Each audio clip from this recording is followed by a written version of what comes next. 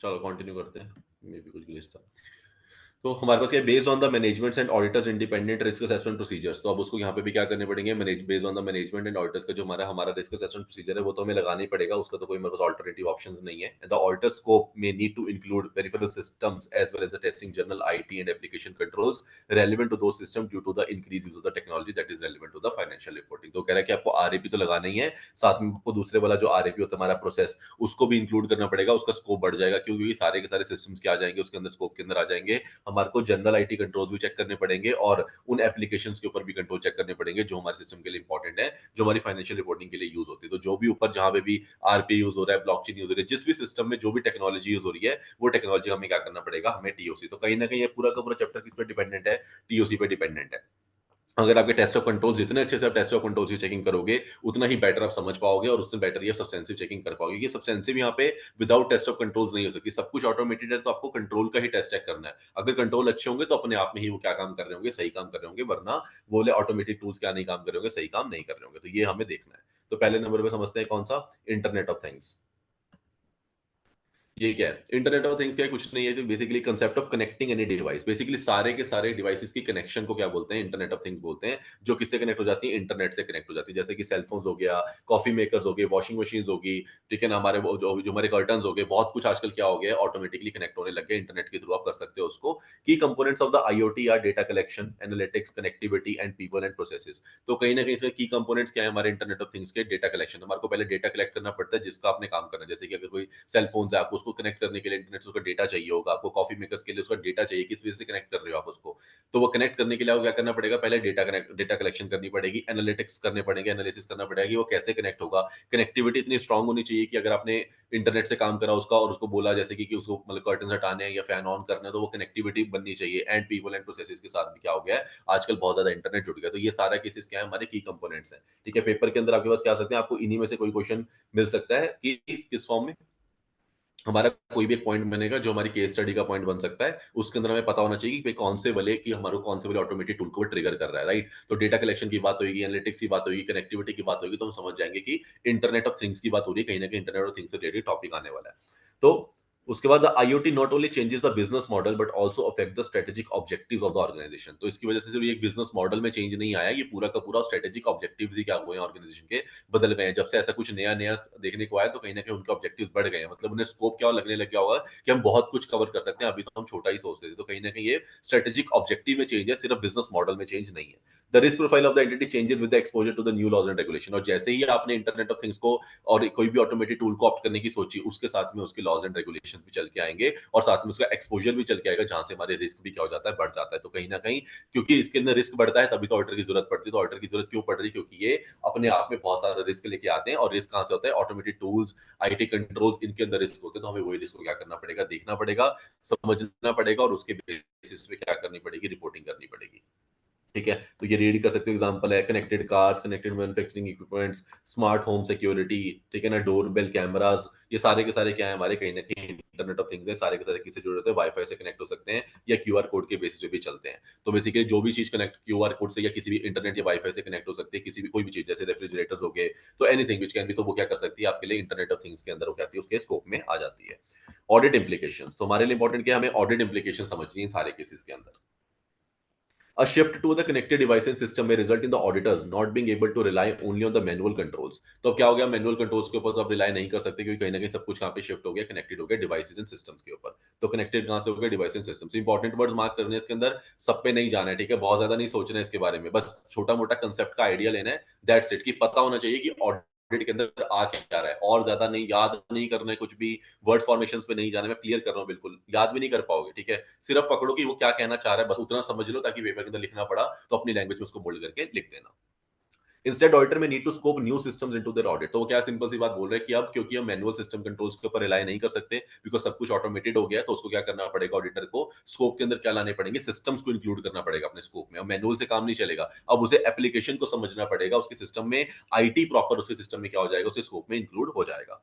और audit firms may need to train and upskill auditors to evaluate the design and operating effectiveness of the automated control. तो उसके लिए important क्या रह गया है, उसके लिए इंपॉर्टेंट ये रह गया है उसे आपको ट्रेनिंग लेनी पड़ेगी, अपने आपको अपस्किल करना पड़ेगा खुद को भी और अपनी पूरी की पूरी टीम को भी, to evaluate the design and operating effectiveness. तो वही सारी कहानी आ गई जो हम पहले पढ़ते थे, जो भी इंटरनल कंट्रोल होंगे उनकी सही डिजाइनिंग, इंप्लीमेंटेशन एंड मेंटेनेंस होनी चाहिए और उनका पीडीसी हो, ताकि वो ऑपरेटिंग इफेक्टिवली काम करे। तो वही सारी कहानी यहाँ पे लिखनी है कि हमें चेक करना है उनका डिजाइन इतना बढ़िया होना चाहिए कि वो ऑपरेटिंग इफेक्टिवली क्या करते हो, काम करते हो कंट्रोल्स आपके। यही मुझे क्या करना है, ऑडिटर को चेक करना है एंड ऑफ द डे। अगर उसने ये चेक कर लिया और इसका पॉजिटिव रिजल्ट आया तो उसे कुछ भी आगे नहीं लेके जाना है रिपोर्ट में, अगर इसका नेगेटिव रिजल्ट आएगा तो उसे रिपोर्ट में लेके जाना पड़ेगा। तो consumer facing tools that connect to the business environments in new ways can impact the flow of the transactions and introduce new risk for the management. तो जैसे ही अगर कुछ भी नया आता है, कोई भी ऑटोमेटेड टूल के थ्रू आप काम करना शुरू करोगे तो डेफिनेटली आपका फ्लो ऑफ ट्रांजैक्शन भी चेंज हो जाएगा। मैनुअली में अलग फ्लो ऑफ ट्रांजैक्शन चलती थी, अब अलग तरीके से चलेगी, अब सिस्टमैटिक से चलेगी। उसके अंदर कुछ इनपुट होगा, कैसे कुछ प्रोसेसिंग होगी, कुछ आउटपुट निकल के आएगा, तो फ्लो क्या हो जाएगा हमारा, थोड़ा सा चेंज हो जाएगा। और उसकी वजह से जैसे ही फ्लो चेंज होता है, कुछ भी चेंज आता है किसी के अंदर, तो वो चेंज किसके अंदर आता है, वो कहीं ना कहीं रिस्क को भी क्या करता है, ट्रिगर करता है। तो कहीं ना कहीं हमारा न्यू रिस्क भी इंट्रोड्यूस हो जाएगा उसके अंदर, मैनेजमेंट के लिए भी और ऑडिटर के लिए भी। मैनेजमेंट के लिए क्यों, क्योंकि मैनेजमेंट अगर कुछ भी नया लेके आती है, उसको उसके लिए इंटरनल कंट्रोल्स लेके आने पड़ेंगे, उनको भी समझना पड़ेगा कि भाई इससे हो क्या सकता है बुरा, और वैसे इंटरनल कंट्रोल डिजाइन करने पड़ेंगे। उसको डिजाइन करेंगे तभी तो ऑडिटर आके उसकी ऑपरेटिंग इफेक्टिवनेस चेक करेगा। तो ऑडिटर के लिए भी रिस्क है और मैनेजमेंट के लिए भी रिस्क है। Consider payment processing tools that allow users to pay via credit card at the retail location through a mobile device। अब कहीं ना कहीं हम क्या करते हैं, मोबाइल डिवाइस के थ्रू ही किसी भी रिटेल लोकेशन पे अपने क्रेडिट कार्ड के थ्रू क्या कर सकते हैं, पेमेंट कर सकते हैं, और वो पेमेंट होकर भी चली जाती है, जबकि कुछ भी क्या नहीं हुआ, कुछ भी पेमेंट का सोर्स नहीं हुआ, सब कुछ अपने आप हो गया। तो कहीं ना कहीं उसके अंदर रिस्क एसोसिएट भी होता है। तो वो बोले रिस्क क्या हो जाते हैं, ऑर्डर को क्या करने पड़ेगा, चेक करें। तो सब कुछ अगर इंटरनेट से कुछ भी कनेक्टेड है, जो भी मोबाइल काम कर सकता है, वो कहाँ जाएगा, इंटरनेट ऑफ थिंग्स में आ जाएगा। तो इसमें अगर हम बात करें तो सिंपल क्या हो गया है, हमें सिस्टम इंट्रोड्यूस करने पड़ेंगे। ऑर्डर के लिए क्या हो गया, सिस्टम की इंपॉर्टेंस बढ़ गई है, उसके लिए रिस्क बढ़ गया है, मैनुअल उसके लिए कम हो गया है, उसे आईटी कंट्रोल्स को क्या करना पड़ेगा, अच्छे से चेक करना पड़ेगा, और क्या करना पड़ेगा, उसको अपस्किल करना पड़ेगा, उसको को ट्रेन करना पड़ेगा। तो बस हमें कुछ इस तरीके से हमारे को एक पैराग्राफ के कुछ ऐसे पॉइंट्स को सिर्फ क्या करना है, याद रखना है, समझना है, ताकि हम इसके बेसिस पे एक लाइन अच्छी सी बना पाए और हमारा काम हो जाएगा। तो उसको क्या करना पड़ेगा, उसको सिस्टम इंट्रोड्यूस करना पड़ेगा, उसका रिस्क बढ़ जाएगा, अगर रिस्क बढ़ जाएगा तो उसे क्या करना पड़ेगा, उसका मैनुअल कम हो जाएगा, आईटी कंट्रोल्स की उसे क्या करनी पड़ेगी, उसकी डिजाइन चेक करनी पड़ेगी, उसकी ऑपरेटिंग इफेक्टिवनेस चेक करनी पड़ेगी, उसको खुद को अपस्किल करना पड़ेगा उसके लिए, और खुद को ट्रेन करना पड़ेगा। तो कहीं ना कहीं सारा का क्या हो जाता है, हमारा इंटरनेट ऑफ थिंग्स में ऑल्टर की इंप्लीकेशंस यहाँ पे बढ़ जाती हैं। This could create a new path for the incoming payments that may rely in part on new service providers supplying and routing information correctly। कुछ नहीं, auditor will need to consider the volume of those transactions and the processes and controls related to it। तो auditor को क्या करना है, form में जाके ये चेक करना है कि उनका वॉल्यूम कितना है उन ट्रांजेक्शन्स का या उन प्रोसेसेस का, और उसके ऊपर वो कौन से कंट्रोल्स लगे हुए हैं या नहीं लगे हुए हैं, जो भी वो लोग क्या करते हैं किसी भी ऑटोमेटेड इन्वायरमेंट से काम करते हैं। तो ऑडिटर को क्या करना पड़ेगा, ये कंसीडर करके चलना पड़ेगा कि कितनी वॉल्यूम आ रही है, जितनी वॉल्यूम आ रही है, कम आ रही होगी तो सब कुछ क्या कर लेगा, टीओसी कर लेगा। अगर वॉल्यूम ज्यादा आ रही होगी तो उसे क्या करना पड़ेगा, कहीं ना कहीं सैंपलिंग का यूज करना पड़ेगा या मटीरियलिटी का यूज करना पड़ेगा, उसके बेसिस पर क्या कर सकता है, चेक कर सकता है। Common risk of the IoT, common risk कौन कौन से हैं, की risk associated with IoT including device hijacking, hijack हो सकते हैं, मोबाइल है हाईजैक हो सकता है, डेटा सिफरिंग, डेटा क्या हो सकता है, हम कहीं ना कहीं डेटा को क्या कर सकते हैं, क्लोन कर सकते हैं, डिनाइल ऑफ सर्विस डीओएस, कि वो सर्विस डिनाइल कर सकते हैं कि हम करेंगे ही नहीं, ये भी ऐसे डिनाइल सर्विस अटैक हो जाते हैं कि आप कुछ कर ही नहीं पा रहे हो, ठीक है। और फिर data breaches and device theft, तो कहीं ना कहीं डेटा ब्रीच भी हो जाते हैं या डिवाइस के थेफ्ट भी हो जाते हैं। तो ये सारे क्या है, बेसिकली जो भी लिंक्ड डिवाइस, जो भी इंटरनेट के थ्रू हमारे पास जितने भी रिस्क आते हैं, वो सारे के सारे इंटरनेट ऑफ थिंग्स में भी रिस्क हो जाएंगे। तो डेटा का रिस्क हो सकता है, डिनाइल ऑफ सर्विस अटैक हो सकता है, आप कुछ कर ही नहीं पा रहे हो, कुछ करना है आपको तो पहले ये काम करना पड़ेगा जो स्क्रीन पर है, तभी आप उसको यूज कर पाओगे। तो कहीं ना कहीं ऐसे सारे के सारे रिस्क कौन से आते हैं, हमारे आईओटी वाले रिस्क एसोसिएट हो जाते हैं। तो ये पूरा का पूरा टॉपिक कौन सा था, इंटरनेट ऑफ थिंग्स का था। ये आजकल काफी डिमांड में है, हाई चांसेस है कि आपसे जरूरी नहीं है सारे के सारे क्वेश्चन आपको, देखो केस स्टडीज के लिए उनके पास अच्छे स्टैंडर्ड्स हैं, यहाँ से डायरेक्ट क्वेश्चन भी आ सकता है, और डायरेक्ट क्वेश्चन में आपको आ सकते हैं इंटरनेट ऑफ थिंग्स के बारे में बता दीजिए और ऑडिटर उसको कैसे चेक करेगा, या ऑडिटर के लिए क्या उसकी वजह से क्या बढ़ गया है न्यू ऑडिट के अंदर, अगर अगर ऑटोमेटेड टूल्स मतलब इन्वॉल्व होने लग जाए कंपनीज के अंदर, तो मतलब किसी भी तरीके से घूम फिर के आपसे वो इंटरनेट ऑफ थिंग्स के बारे में 3 या 4 पॉइंट जानने के लिए मतलब वो पूछ सकते हैं आपसे। तो हमें उसके बारे में पता होना चाहिए, थोड़े बहुत रिस्क बता देना, क्यों आया बता देना, होता क्या है बता देना, और 2-3 ऑडिट की इंप्लीकेशंस बता देना। तो इस तरीके से पूरा सफिशिएंट आंसर बन जाएगा 4 से 5 नंबर का। ये क्लियर है या नहीं, बता दो एक बारी। आईओटी क्लियर है यस सर। हाँ जी सर, क्लियर है। सबको, डन है कि बता दो। ठीक है, बस ऐसे ही छोटा सा टॉपिक हमारा एक और आता है, कौन सा हमारा, एआई। आर्टिफिशियल इंटेलिजेंस, ये हम तो हमने बहुत देख लिया है, बहुत कर लिया है। तो आर्टिफिशियल इंटेलिजेंस क्या है बेसिकली, जहाँ पे सिस्टम या मशीन क्या कर सकती है, सोच सकती है, समझ सकती है, काम कर सकती है आपके बिहाफ पे, तो वो हमारा एआई है। रेफर्स टू अ सिस्टम और machine that can think and learn. तो कहीं न कहीं वो सोच सकती है और लर्न भी कर सकती है, जो भी हम इनपुट डालते हैं उसके बेसिस पे वो क्या करती है, एल्गोरिथम चलाती है, जिसकी वजह से वो समझती है कि वो बेसिकली यूज़र क्या चाह रहा है निकलाना। जैसे चैट जीपीटी की बात करें तो आपको पहली बार में कभी भी रिजल्ट नहीं आता, तो आप उसको अगर अच्छे तरीके से बताओगे कि आपको क्या चाहिए, तो वो क्या करेगी, थिंक एंड लर्न। तो क्या करेगी, समझेगी पहले, सोचेगी, फिर उसको लर्न करेगी, फिर उसके बेसिस पे आपको रिजल्ट लाके देने लग जाएगी। तो AI system utilises data analysis and algorithms to make decision based on the predictive methods. तो कहीं ना कहीं वो क्या करती है, प्रिडिक्टिव मेथड पे चलती है। उसको ऐसा लगता है कि आप उसे ये एक्सपेक्ट कर रहे हो, तभी आप ये रिजल्ट चाह रहे हो, उसको प्रिडिक्ट करती है और उसके बेसिस पे क्या करती है, एल्गोरिथम रन करती है, जो आपने डेटा का इनपुट दिया होता है उसको समझती है और उसके बेसिस पे एक रिजल्ट डिराइव करके दे देती है, जिसके बेस बेसिकली आपको एक डिसीजन पे पहुंचा देती है। Complex algorithms are developed to propose decisions based on the pattern और बिहेवियर लर्नड ओवर टाइम। और जैसे जैसे कॉम्प्लेक्स एल्गोरिथम कैसे होता रहता है, जैसे जैसे आप उसको क्या करते रहोगे, लर्न ओवर टाइम करते रहोगे, न्यू न्यू चीजें उसको इंट्रोड्यूस करते रहोगे, वो क्या करती रहेगी, कॉम्प्लेक्स एल्गोरिथम बनाती रहेगी कि उसको आपकी यूजर की नीड समझ आने लग जाएगी। तो अगर आप चैट जीपीटी में भी जाओगे तो अभी हम 3.5 या 3.0 वर्जन यूज कर पाते हैं, 4.0 नहीं यूज कर पाते, क्योंकि वो क्या है, वो कॉम्प्लेक्स एल्गोरिथम्स है। उसके लिए आपको क्या करना पड़ेगा, पेमेंट करनी पड़ेगी। अगर आपको प्रीमियम प्लान ले लोगे तो वो बेटर आपको क्या देती है, और अच्छा रिजल्ट देती है। क्यों? क्योंकि उसके अंदर और ज्यादा वो क्या कर रहे हैं, कॉम्प्लेक्स एल्गोरिथम्स को डाल रहे हैं, और ज्यादा बिहेवियर को लेके आ रहे हैं, ह्यूमन बिहेवियर के हिसाब से क्वेश्चंस इंट्रोड्यूस कर रहे हैं, सोचने पे मजबूर कर रहे हैं मशीन को, ताकि वो आपके थ्रू आपको सर क्या करे। डबल डबल वॉइस आ रही है, मतलब आई गेस आपके किसी और डिवाइस से भी आ रही है। मेरे कोई और डिवाइस से भी आ रही है? इट्स फीलिंग लाइक इको हो रहा है। पर मेरी एक ही डिवाइस पे ऑन है सिर्फ। अब सही है, मतलब व्हेन यू वर रिकॉर्डिंग तब ऐसे हो रहा था। नहीं, रिकॉर्डिंग ही चल रही है अभी भी आश, मैंने ऐसा कुछ चेंज नहीं किया है। बट अब ठीक है ना। हाँ, एक बार आप कंटिन्यू करो फिर बता। वो बेसिकली ना, जब भी लो नेटवर्क बैंडविड्थ लिखा हुआ आता है ना, तब कुछ ना कुछ होता है, इधर लैग और वॉइस में भी ऐसा कुछ होता है। बट अगर वो नहीं आता तो सब कुछ सही चलता है, कुछ ना कुछ है। अब वो पता नहीं कि लो बैंडविड्थ से क्या होता है ट्रिगर, नो आइडिया। बट अब ठीक है ना, तो कंटिन्यू करते हैं। तो बेसिकली क्या है कि अब कॉम्प्लेक्स एल्गोरिथम्स हमारे पास आ गए हैं। कॉम्प्लेक्स एल्गोरिथम्स क्या कैसे करता है, वो बिहेवियर पैटर्न पे क्या करती है, एआई लर्न करती है, समझती है कि क्या मेरे को चाहिए, वो क्या एक्सपेक्ट कर रहा होगा, वो उसको और एडवांस करने की ट्राई कर रहे हैं, और उसी तरीके से वो एडवांस हो भी रही है। तो जैसे कि सेल्फ ड्राइविंग कार्स, अब सेल्फ ड्राइविंग कार्स में आपको कब राइट लेना है, कब लेफ्ट लेना है, आपके आपके क्या करते हैं, आपका एक्शंस बता देते हैं। तो उस तरीके से वो क्या हो रही है, आजकल हमारे पास कॉम्प्लेक्स एल्गोरिथम्स पीछे रेडी हो रही है, जिसके बेसिस पे हम बहुत कुछ आजकल करने लग गए हैं। Manufacturing robot, smart assistants, marketing chatbots, virtual travel booking agent. तो बहुत सारे बुकिंग एजेंट है जो आपकी पूरी की पूरी बुकिंग भी कर देते हैं। कोई भी सामने कुछ नहीं, कोई नहीं बैठा होता, सिर्फ और कौन बैठे होते हैं, बॉट्स बैठे होते हैं जो बुकिंग कर रहे हैं। तो कहीं ना कहीं वो सब क्या है, एआई का पार्ट है। The self deployed robots can determine how much vacuuming there is to based on the room sizes, uses AI to scan room size. आप रूम साइज स्कैन कर सकते हो। आजकल तो वही फंक्शन आ गया कि आप अपने घर को एआई के थ्रू देख सकते हो कि आप कैसा बनाने वाले हो, कौन सी गाड़ी लेने वाले हो, वो आपके पास एकदम से एआई के थ्रू आपके सामने आ जाएगी, आप उसको रोटेट करके देख सकते हो। तो एवरीथिंग इज पॉसिबल नाउडेज। तो वो सारा का सारा क्या आ गया, हमारा एआई आ गया है। ठीक है, हम इतना नहीं समझ रहे हैं, डीप नहीं जाना है, बस हमारे को पता होना चाहिए थोड़ा बहुत। तो Siri to help find your airports. अब सीरी आपके हेल्प एयरपोर्ट फाइंड करने में हेल्प करती है, आपको बीप कर देती है। आजकल क्या आने लगी है, ट्रिगर वो आने लगी है, रोटेशन की आने लगी है उसके अंदर, जो क्या करती है, सीरी के साथ कनेक्टेड होती है।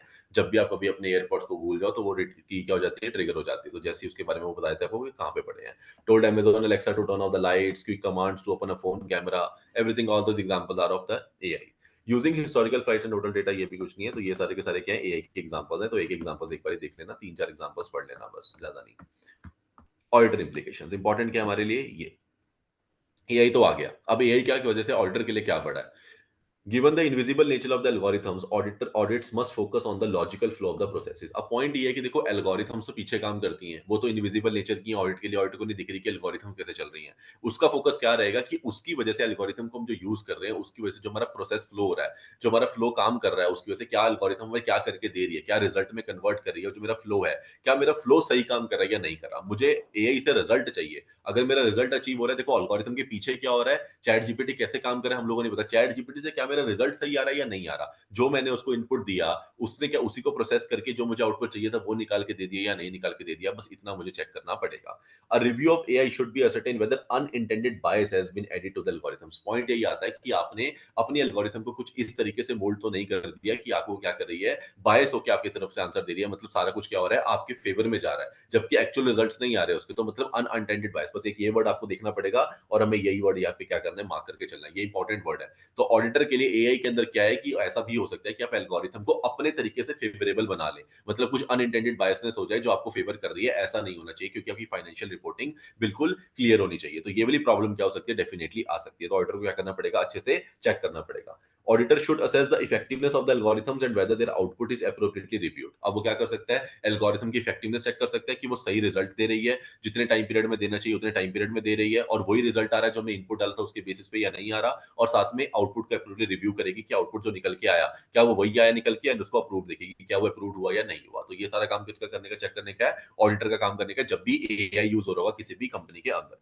Because AI is built on the software module, auditor must also consider cyber security and search for the possible bugs. अब कहीं ना कहीं अगर कोई भी टेक्नोलॉजी की बात करोगे आप, तो साथ में आपको उसी साइबर सिक्योरिटी को ध्यान में रखते हुए चलना पड़ेगा, और उससे कुछ भी आपको सर्च करने पड़ेंगे कौन से पॉसिबल बग्स या वल्नरेबिलिटीज हो सकती है, मतलब क्या गलत हो सकता है या क्या कुछ ऐसा है जो हो सकता है काम नहीं करता। नॉर्मल फेलियर्स कौन कौन से हैं ऐसे जो एटलीस्ट मैं ऊपर ऊपर से चेक कर लूं कि ऐसा कोई नॉर्मल फेलियर तो नहीं हो रहा, कोई बग्स तो नहीं है, और that can be exploited to impact the AI functionality, जो क्या कर सकते हैं, हमारी एआई को क्या कर सकते हैं, फंक्शनैलिटी को इम्पैक्ट कर सकते हैं। जैसे अभी टेस्ला में आया था, ड्राइवर्स को काफी प्रॉब्लम आई थी, ड्राइवरलेस कार्स में पहले कुछ प्रॉब्लम आई, फिर उसको दोबारा से ठीक किया गया। वो सारे क्या थे, वो सारे के सारे बग्स थे, तो उन बग्स को ठीक कर दिया गया, तो अब वो क्या हो गया, और रेनाउंड हो गई है हमारी एआई।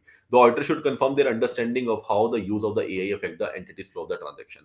अब ऑडिटर क्या करना पड़ेगा, कंफर्म करना पड़ेगा देयर अंडरस्टैंडिंग, आपको समझ होनी चाहिए एआई की, तभी आप उसको ऑडिट कर पाओगे, वरना नहीं कर पाओगे। तो आजकल हमें भी क्या होना पड़ेगा, एडवांस होना पड़ेगा, how the use of AI affect the entities flow of transaction. अब देखना पड़ेगा कि उस वो उन्होंने मैनेजमेंट ने वो एआई कहां कहां पे यूज करी है, कौन कौन सी ट्रांजैक्शंस का फ्लो ऐसा जो एआई के थ्रू चलने लग गया जो पहले नहीं चलता था, तो हमें वो सब देखना पड़ेगा, including the generation of the reports. आजकल रिपोर्ट सारी किस तरीके से जनरेट होती है, बॉट से जनरेट होती है, वो समझनी पड़ेंगी। और analytics use by the management, management किस तरीके से इनपुट डाल रही है, मतलब एनालिटिक्स देखना पड़ेगा कि मैनेजमेंट ने कैसे एनालाइज किया कि ये काम एआई करके दे सकता है, उन्होंने सही इनपुट डाले भी हैं या नहीं डाले, क्योंकि एआई का काम तो आउटपुट देने का है, इनपुट तो मैनेजमेंट को ही देने थे, तो वो भी चेक करना पड़ेगा।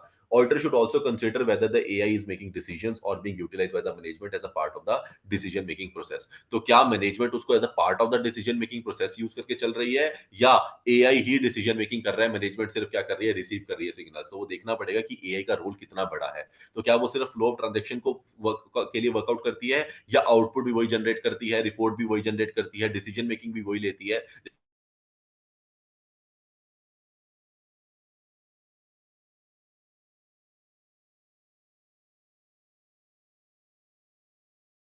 देगा, वो क्या करेगा, बग मेरा वो मेरा बॉट क्या करेगा, मेरा वो बॉट मेरे को जितने भी कंट्रीज के लिए, मान लीजिए मैंने रिपोर्ट जनरेट करते, जैसे मेरी कंपनी में बहुत सारी रिपोर्ट जनरेट होती है, कोई यूके के लिए, यूएस के लिए, जापान के लिए, उनको उनको क्या देखना होता है, कितने इवेंट्स आए आज के, वो इवेंट्स का क्या रिजल्ट आया, वो रिपोर्ट में कितने इवेंट्स है जो क्रिटिकल डेट पे हैं, कितने इवेंट्स है जो एक्स डेट पे हैं, कितने इवेंट है जो पे डेट पे हैं, कितनों के डिविडेंड चले गए, कितनों के नहीं गए, सब कुछ उनको चाहिए होता है। तो मैंने एक बॉट को बता दिया कि भाई देख बॉट, तू क्या करेगा, जैसी कोई रिपोर्ट आएगी तूने इन इन कंट्रीज को, यूके, यूएस, जापान, कनाडा, इन सबको क्या दे देनी है, सेंड कर देनी है, रिपोर्ट अपने आप ही भेज दियो, तो मुझसे देखियो मत, डिसीजन मेकिंग खुद ही कर लियो, मतलब मुझसे पूछने की भी जरूरत नहीं है, भेजू ना भेजू, मैं तेरे को सिंपल सी अलाउ कर रहा हूँ कि जैसे रिपोर्ट जनरेट हो भेज देना। तो वो क्या करेगा, सिंपल रिपोर्ट जनरेट होते ही बॉर्ड के एल्गोरिथम रन करेगी, वो रिपोर्ट को पढ़ेगी, रिपोर्ट को समझेगी, कंट्री वाइज क्या करेगी, अपनी रिपोर्ट को डिस्ट्रीब्यूट कर देगी, तो अपने आप उसका क्या हो जाएगा। तो डिसीजन मेकिंग कौन कर रहा है यहाँ पे, एआई डिसीजन मेकिंग कर रहा है। मैंने उसको क्या करा, मैंने को प्रोसेस में यूज करा पहली बार में जब मैंने उसको बनाया होगा, और उसके बाद मैंने उसकी डिसीजन मेकिंग उसी के नाम पे दे दी। तो कहीं ना कहीं अगर एआई डिसीजन मेकिंग कर रहा है तो उसका रिजल्ट सही पहुंच रहा है या नहीं पहुंच रहा, उस टाइम पे मुझे क्या करना पड़ेगा, देखना पड़ेगा, मतलब वहां पे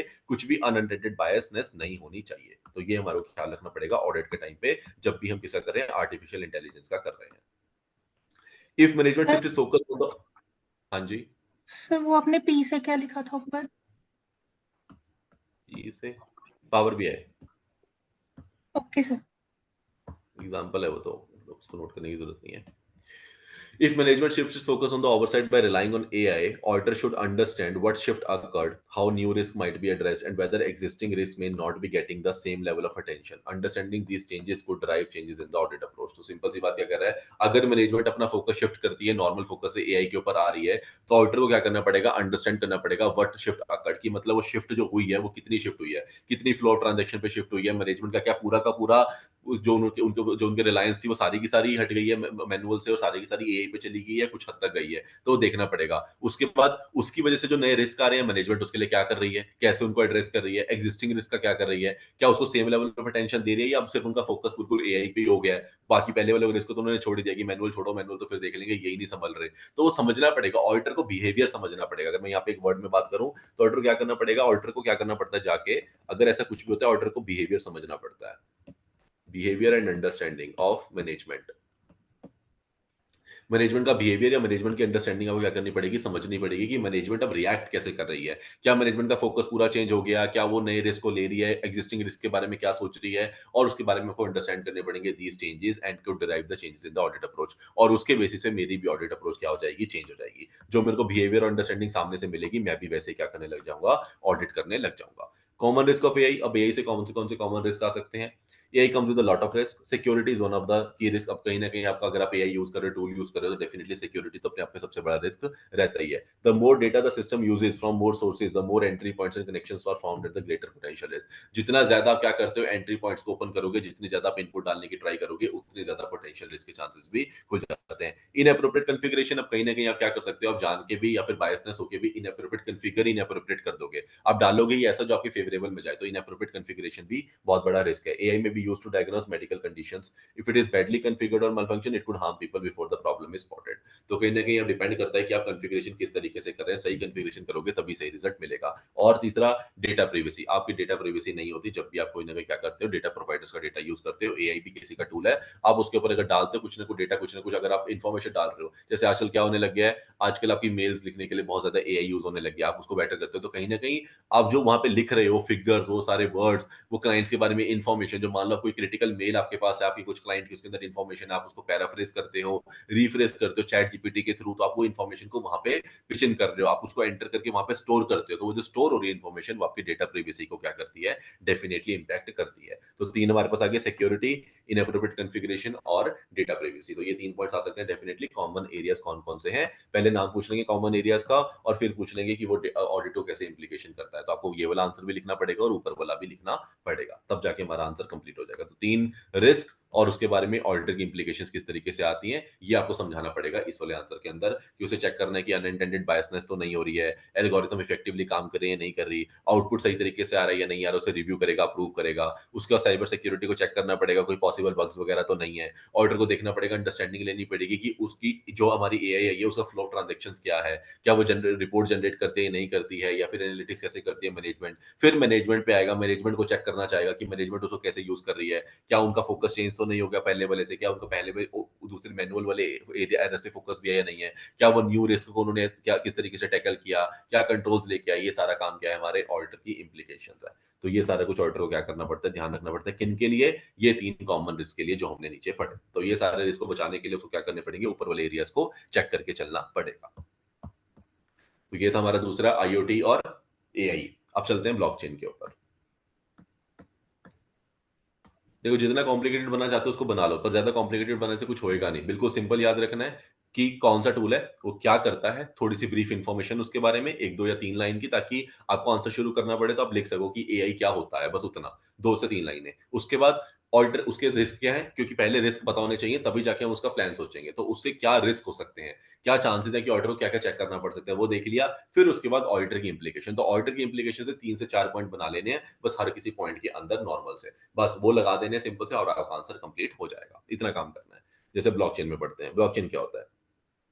Blockchain is based on the decentralized and distributed ledger that is secured through the encryption. Each transaction is validated by the blockchain participants, creating a block of the information that is replicated and distributed to all the participants. तो कहीं ना कहीं इसके पास क्या है, blockchain basically, जिसके अंदर सारी की सारी इन्फॉर्मेशन, कहीं ना कहीं पूरी की पूरी इन्फॉर्मेशन की ऑडिट ट्रेल, पहले जो इन्फॉर्मेशन की एक ट्रेल होती है, पूरी की पूरी ट्रेल कौन बनाता है, ब्लॉकचेन बनाता है। मतलब जब से इन्फॉर्मेशन जहां से भी ओरिजिनेट हुई, जहां तक भी पहुंची, वो पूरी की पूरी ट्रेल कहाँ पे होगी, आपको एक ही इन्फॉर्मेशन ब्लॉकचेन में मिल जाएगी। All blocks are sequence so that any modification और डिलीशन और ब्लॉक डिस्क्वालीफाइज द इन्फॉर्मेशन। तो सारे के सारे ब्लॉक्स क्या होते हैं, सीक्वेंस होते हैं, मतलब जहां से इन्फॉर्मेशन जैसे चली थी, जैसे कि जैसे उसकी पूरी की पूरी ट्रैवल हुई है वो हिस्ट्री, वो पूरी की पूरी ट्रैवल हिस्ट्री को क्या करता है, ब्लॉकचेन अपने पास मेंटेन करके रखता है। तो ब्लॉक ऑफ इन्फॉर्मेशन रखता है, आप इतना बता देना, और ईच ट्रांजेक्शन वो क्या होती है, वैलिडेटेड होती है। ब्लॉकचेन पार्टिसिपेंट्स होते हैं उसके अंदर जो उसको देखते हैं, creating a block of information, block बनाते हैं, और वो क्या होती है, इनक्रिप्टेड होती है। इस तरीके से नॉर्मली नहीं होती, आपको ब्लॉकचेन को प्रॉपर सॉफ्टवेयर करना पड़ता है, प्रॉपर तरीके से आप उसको बनाओगे तभी जाके उसे यूज कर पाओगे, ठीक है। तो उसके अंदर प्रॉपर सीक्वेंस में क्या होते हैं, ब्लॉक्स एसोसिएट होते हैं। Despite resistance, the benefits associated with blockchain technology are being recognised across a variety of other industries. और कहीं ना कहीं ब्लॉकचेन काफी हद तक क्या हो गया है, एक अच्छा यूजफुल टूल, मतलब कहीं ना कहीं बन के आ रहा है इंडस्ट्रीज के लिए, क्योंकि काफी हद तक क्या कर रहा है, काम आसान कर रहा है। और ये काम सबसे ज्यादा कहाँ पे यूज हो रहा था, जब से जिसका जहां से इसका बोलबाला शुरू हुआ था, जब बिटकॉइंस आए थे। तो बिटकॉइंस के लिए ब्लॉकचेन अपने आप में क्या हो गया था, एक बहुत बड़ा टूल बन गया था। क्रिप्टो करेंसीज ट्रांसफर एप्लीकेशंस, तो कहीं ना कहीं बिटकॉइन हो गया, क्रिप्टो करेंसी की ट्रांसफर एप्लीकेशंस होगी, ब्लॉकचेन इन मनी ट्रांसफर के लिए ब्लॉकचेन यूज होता है। तो आपका पूरा का पूरा एंड टू एंड फ्लो, कहां से ओरिजिनेट हुआ, कैसे ओरिजिनेट हुआ, मनी ट्रांसफर की फॉर्म, और कहां तक पहुंची, वो पूरी की पूरी कहां पे स्टोर हो जाती है, ब्लॉक्स में, ब्लॉकचेन में स्टोर हो जाती है। और ब्लॉकचेन स्मार्ट कॉन्ट्रैक्ट्स, और इसके अंदर कहीं ना कहीं स्मार्ट कॉन्ट्रैक्ट्स भी होते हैं, डिविडेंड्स वगैरह की पेमेंट के लिए बहुत सारे इन्वेस्टमेंट बैंकिंग में बहुत ज्यादा यूज होते हैं, क्या स्मार्ट कॉन्ट्रैक्ट्स वहां पे भी यूज होते हैं। तो कहीं ना कहीं ब्लॉकचेन का बहुत बड़ा रोल आ गया है। और आप देख सकते हो, इसके बारे में इन्फॉर्मेशन चाहिए होगी तो मेरे लिंक्डइन पे चले जाना, वहां पे मैंने एक पोस्ट डाल रखी है ब्लॉकचेन के ऊपर, वो पढ़ लेना, आपको बहुत अच्छा आइडिया मिल जाएगा कि ब्लॉकचेन क्या होता है। 2 या 4 मिनट लगेंगे रीड करने में, बट एक अच्छी रीड है, मतलब मैंने उसके पॉजिटिव और नेगेटिव डाल रखे हैं, तो पता चल जाएगा, ठीक है, पढ़ सर लेना। जो ब्लॉकचेन क्रिप्टो करेंसी में लाइक कैरियर अपॉर्चुनिटीज हैं, तो वो उनका मतलब बेसिकली काम क्या होता है जो ब्लॉकचेन क्रिप्टो करेंसी में काम करते हैं? जो ब्लॉकचेन क्रिप्टो करेंसी में काम करते हैं, हाँ, मतलब जो एम्प्लॉयज दो से that we work as blockchain cryptocurrency. हाँ, बहुत बड़ी दुनिया है, बहुत बड़ी दुनिया में एंट्री लेने की बात कर रहे हो, तो मगर तुम्हें समझना है। तो देखो ब्लॉकचेन के अंदर क्या है, ब्लॉकचेन के अंदर एक हम ट्रेल बना के चलते हैं, जहां पे हमारे बहुत सारे कॉन्ट्रैक्ट्स होते हैं जो हमारी क्रिप्टो की जैसे फॉर्मेशन होती है। तो जितनी भी हमारी क्रिप्टो करेंसीज, जितने भी एक्सचेंजेस के ऊपर डील करते हैं, कुछ ना कुछ आएगी प्रॉब्लम अगर लो नेटवर्क आ रहा है तो। अब ठीक है। हाँ, तो कितने भी जो भी हमारे, मान लो जितने भी हमारे एक्सचेंजेस होते हैं, तो अगर हम ब्लॉक बिटकॉइंस की बात करें, क्रिप्टो की बात करें, तो आजकल ये किस पे ट्रेड होते हैं, एक ना एक किसी ना किसी एक्सचेंज पे ट्रेड होती हैं, राइट। कुछ ऐसे एक्सचेंजेस हैं जो रेगुलेटेड हैं, जो आरबीआई ने रेगुलेट कर रखे हैं, कुछ ऐसे भी एक्सचेंजेस हैं जो रेगुलेटेड अभी भी नहीं है।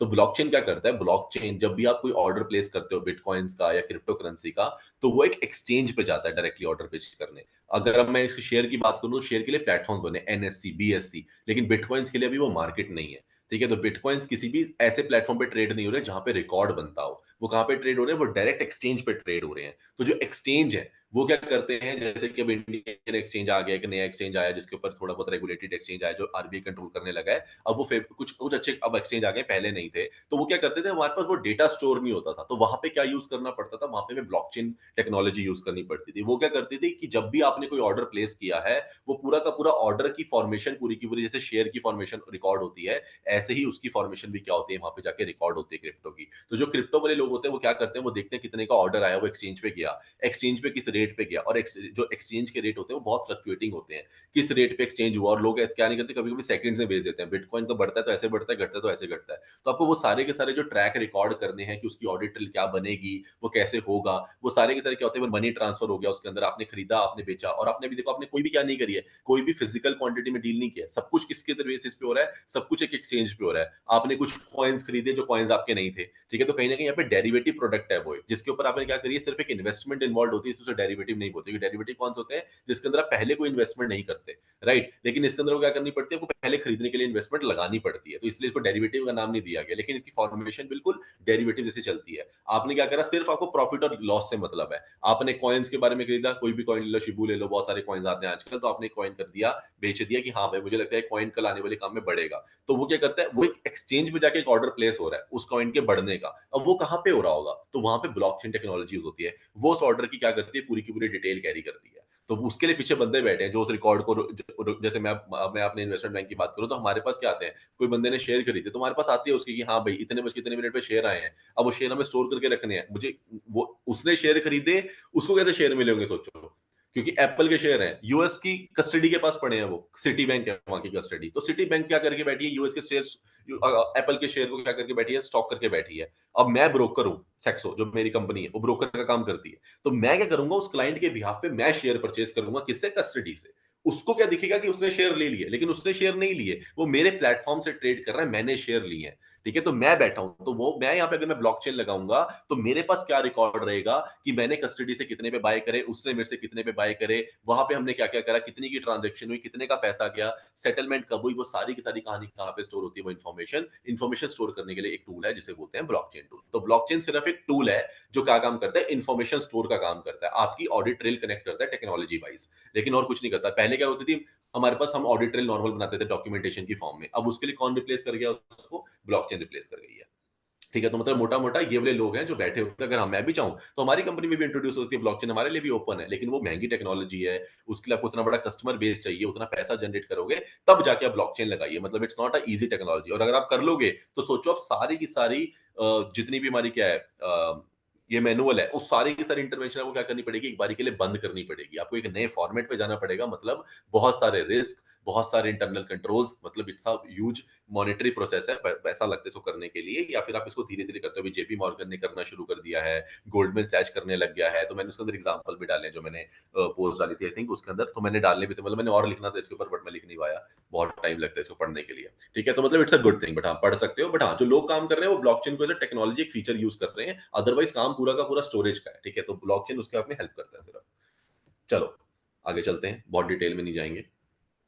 ऑडिट इम्प्लीकेशंस, ऑडिटर, अब ऑडिटर के लिए क्या है, अब ऑडिटर को पता चल गया कि हाँ भाई यहाँ पे ब्लॉकचेन टेक्नोलॉजी यूज हो रही है, कहीं ना कहीं ये लोगों के पास अच्छी खासी इन्फॉर्मेशन रहती होगी, लेकिन कहीं ना कहीं उसके साथ में रिस्क भी रहते होंगे, और यहाँ पे क्रिप्टो की बात है, एक्सचेंजेस में डील होती होगी, पैसा भी इधर उधर जाता होगा, तो मतलब काफी सारे रिस्क भी उसे नजर आ रहे हैं, तो उसे प्राइवेसी का रिस्क भी नजर आ रहा है, क्योंकि किसी ने एक्सचेंज पे लगाया, मैं बैठा हुआ देख रहा हूँ, प्राइवेसी का रिस्क आ गया, कॉन्फिडेंशियलिटी का रिस्क आ गया कि भाई इन्फॉर्मेशन कॉन्फिडेंशियल है या नहीं, क्योंकि आजकल भी आज भी कुछ ऐसे ऐसे एक्सचेंजेस हैं जिनके बारे में आरबीआई को नहीं पता, तो कॉन्फिडेंशियलिटी कौन मेंटेन कर रहा है उसकी, क्या वो जो भी प्लेटफॉर्म आप यूज कर रहे हो, क्या वो प्लेटफॉर्म सिक्योर है भी है या नहीं है, आप उसके ऊपर क्या करते हो, अपना बैंक अकाउंट डालते हो, आप उसके ऊपर सब कुछ डाल रहे हो, तो वो सारे के सारे रिस्क उसको देखने हैं, ऑडिटर को देखने पड़ेंगे। तो वही वाली कहानी यहाँ पे बोलेगा क्या, auditor should consider the appropriate governance and security transactions around the transactions. तो क्या करना पड़ेगा आपको, एप्रोप्रिएट गवर्नेंस देखने, क्या भाई आप गवर्नड हो भी हो या नहीं हो।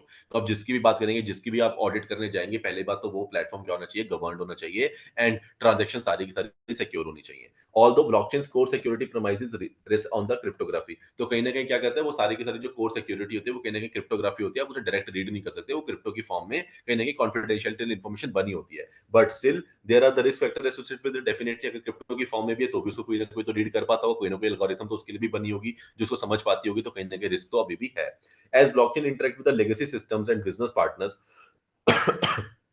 Sorry, concerns related to the insecure application program interfaces, तो कहीं ना कहीं आपने क्या बना रखे होते हैं, अब एप्लीकेशन प्रोग्राम्स इंटरफेसेस बना रखे हैं, जिसे एपीआईज बोलते हैं। अब वो जो एपीआईज है जिसके थ्रू आप ये काम सारा कर रहे हो, ये जो एप्लीकेशन आपने प्रोग्राम करी है, इसी की सारी कहानी है कि क्या वो प्रोग्राम सही तरीके से सेफ है या नहीं है, उसके अंदर प्रॉपर लेगेसी सिस्टम है या नहीं है, मतलब वो एप्रोप्रिएट गवर्नड है या नहीं है। यही देखना है कि भाई ये जो प्रोग्राम बना रहे हो, जिसके बेसिस पे आप ये करने तो दे रहे हो लोगों को, पहले क्या हो रहा था, इस आरबीआई बीच में क्यों आई थी, क्योंकि बहुत सारे ऐसे प्लेटफॉर्म्स आ गए थे जो आरबीआई के पास गवर्नड थे ही नहीं, तो लोग बस कुछ भी ऐसा कर रहे हैं, लोग खरीद रहे हैं कहीं से, किसी को बेच रहे हैं, पता ही नहीं चल रहा इन्फॉर्मेशन कहाँ जा रही है, आरबीआई के पास स्टोर नहीं हो पा रही, कितने बंदे पे कितना पैसा उसने लगाया, कोई पैन के साथ उसकी लिंकेज नहीं है, तभी तो आरबीआई को बीच में आना पड़ा, उसको 30% रेगुलेशन ब्रैकेट में आना पड़ा, जो हमने सब कुछ जितना पीछे कुछ होता हुआ देखा था, 30% अब आ गई है, रेगुलेशंस आ गई हैं बहुत सारी, तो अब उतना बड़ी हाइक नहीं रहेगी बिटकॉइन की, वो क्या होती जा रही है, नॉर्मल होती जा रही है। तो data confidentiality and privacy can not be ignored, तो ये सारे एरियाज को ऑर्डर क्या करना पड़ेगा, चेक करना पड़ेगा। सबसे इंपॉर्टेंट है कि आपको उसका एपीआई, क्या आपके उसके एपीआई, आपका इंटरफेस कैसा है, क्या आपका इंटरफेस बहुत सिक्योर है, बहुत अच्छा है या नहीं है,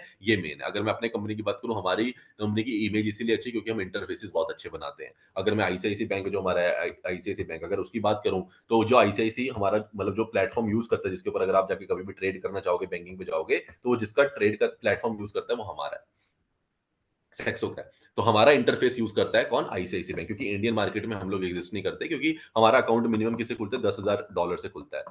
तो हम इससे कम में क्या नहीं करते, किसी क्लाइंट को अकाउंट खोलने नहीं देते। तो अब इंडियन लोगों के लिए क्या है, ये बहुत महंगा है, क्योंकि इंडियन के लिए अगर जीरोधा पे जाओगे तो ₹500 में अकाउंट खुल जाएगा। बहुत है मतलब जो फ्री में भी खोल देते हैं अकाउंट। तो हमारा वाला क्या है, हमारा कॉस्टली है, क्योंकि हम आउटसाइड इंडिया डील करते हैं पूरा का पूरा। तो हमारा क्या है, तो हम इसलिए इंडियन मार्केट में तो है नहीं, तो कोई सेक्सो के प्लेटफॉर्म पे इंडियन शेयर्स नहीं ले सकता। लेकिन हाँ, कोई बंदा अगर क्या कर रहा होगा, लेकिन आईसीआईसीआई बैंक ने क्या कर रखा है, हम क्या बनाते हैं, व्हाइट लेबल प्लेटफॉर्म्स बनाते हैं जिसे डब्ल्यूएलपी बोलते हैं। तो व्हाइट लेबल प्लेटफॉर्म्स बनाते हैं जो हम किसी को भी दे सकते हैं, उसमें हमारा नाम नहीं होता, व्हाइट लेबल है, आप अपना लेबल लगाइए, आप उस पे काम करिए, पीछे की सारी हैंडलिंग कौन करता है, हम लोग करते हैं। तो कहीं ना कहीं आप जो शेयर मार्केट आईसीआईसी को जो शेयर खरीदने किसी क्लाइंट के लिए, वो कहाँ से खरीदे जाएंगे, हमारे इंटरफेस से खरीदे जाएंगे। तो इस तरीके से मतलब आपके इंटरफेसेस जितने अच्छे होंगे, जितने सिक्योर होंगे, उतना ज्यादा भरोसा करते हैं लोग आपके ऊपर। तो ये कहानी होती है। वीक ब्लॉकचेन एप्लीकेशन डेवलपमेंट, अगर आपकी वीक होगी blockchain application development protocols are something alter can not overlook. तो वो क्या करना पड़ेगा, आपको देखना पड़ेगा कि एप्लीकेशन की डेवलपमेंट सही तरीके से हुई है नहीं हुई है, प्रॉपर अपडेट्स रहने चाहिए सही टाइम पे, सब कुछ सही तरीके से काम करना चाहिए। Similarly data privacy laws and regulation में भी area of concern, data privacy रहनी चाहिए, ये भी देखना पड़ेगा।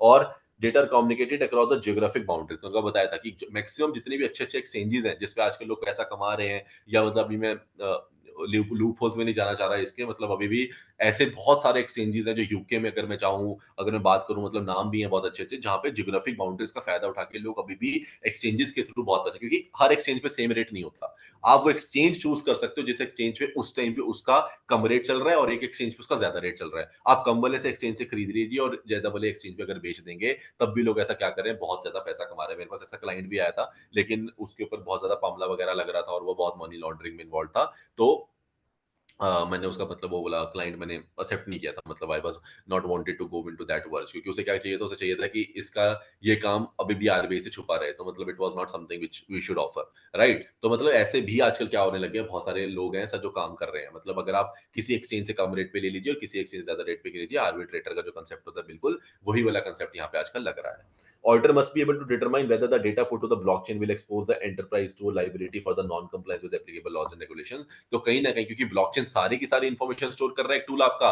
तो कहीं ना कहीं क्या उसकी वजह से कहीं कोई नॉन कंप्लायंस तो नहीं हो रहा, कोई लॉ रेगुलेशन का कोई लाइबिलिटी तो नहीं आपके ऊपर अराइज हो रही, कहीं आप एक्सपोज तो नहीं हो रही कुछ डेटा से लेके। ये सारी चीजें भी ऑर्डर को क्या करनी पड़ेगी, देख के चलनी पड़ेगी। तो मतलब अब अगर हम बात करें कौन कौन से रिस्क आ गए, हमारे पास सिक्योरिटी का रिस्क आ गया एप्लीकेशन की वजह से, एप्लीकेशन का प्रोग्रामिंग इंटरफेस, ये इसका मेन वर्ड है, एपीआई, इसका रिस्क रहेगा ही रहेगा, डेटा कॉन्फिडेंशियलिटी, डेटा प्राइवेसी का रिस्क रहेगा ही रहेगा, जियोग्राफिकल बाउंड्रीज का रिस्क भी कहीं ना कहीं आता है, और नॉन कंप्लायंस का रिस्क भी कहीं ना कहीं आ जाता है। तो ये सारे एरियाज हमें क्या रखने पड़ेंगे, ध्यान में रख के चलने पड़ेंगे जब भी हम ब्लॉकचेन की बात करेंगे। फिर आता है सर कॉमन रिस्क कौन कौन से होते हैं for the blockchain technology.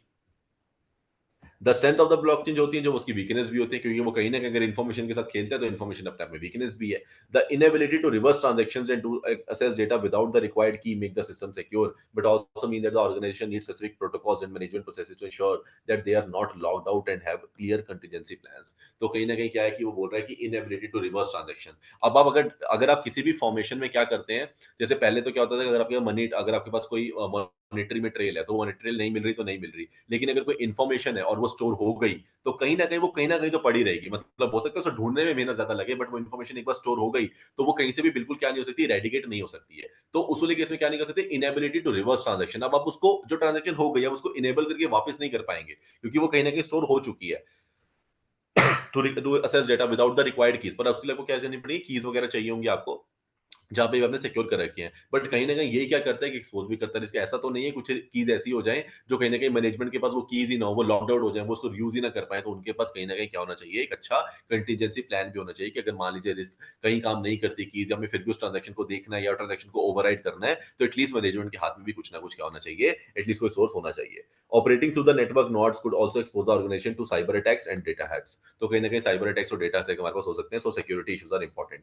Auditor should also ensure that the organization has the necessary data management process and complies with the regulations। तो कहीं ना कहीं आपके पास डेटा मैनेजमेंट का प्रोसेस होना चाहिए, आप डेटा बहुत अच्छे तरीके से मैनेज करें, क्योंकि ब्लॉकचेन वही डेटा को क्या कर रहा होगा, स्टोर कर रहा होगा, and compliance with the regulation के साथ आपको कंप्लाई करके चलना पड़ेगा। तो यही सारी बातें हैं, और कुछ नहीं है, वही जो हमने ऊपर वाले एरियाज पढ़े थे, उन्हीं एरियाज को हमें क्या करना है, रिस्क बना के बताना है, और वहीं से ऑर्डर की इंप्लीकेशन भी वहीं से लेके आ जानी है। इतना ही हमारा क्या है ब्लॉकचेन, पर इसके बारे में बहुत इंफॉर्मेशन है, मतलब इसके अंदर बहुत कम लिखा है। ब्लॉकचेन को बहुत अच्छे, बहुत हाई लेवल पे भी पढ़ा जा सकता है। It's a very huge concept, ठीक है, छोटा नहीं है वो कंसेप्ट। पढ़ने का मन हो तो पढ़ना, टाइम हो तो, बट अभी टाइम आपके पास वैसे ही शॉर्ट है, ठीक है, तो मेरी पोस्ट पढ़ लेना, बस उससे आइडिया लग जाएगा थोड़ा सा। वो इजी फॉर्मेशन में इसलिए बोल रहा हूँ।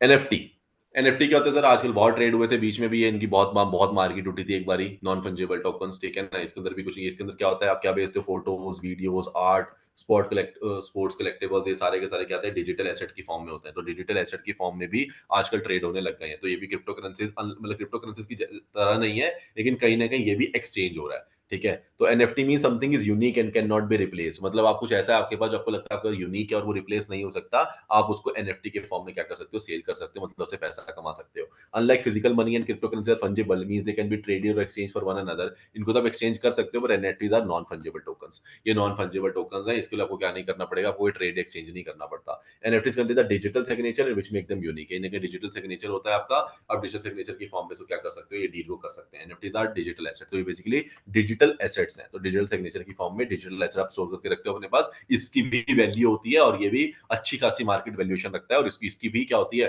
फेयर वैल्यूएशन होती है टाइम टू टाइम, इसको भी आप क्या कर सकते हो, फेयर वैल्यू बढ़ती रहती है इनकी वैल्यूज, तो वो सब देखना पड़ता है, डिपेंड अपॉन योर एनएफटी आपने किसका ले रखा है। जैसे आर्ट वर्क की बात करें तो आर्ट वर्क की value within the time क्या होती रहती है, इंक्रीज होती रहती है।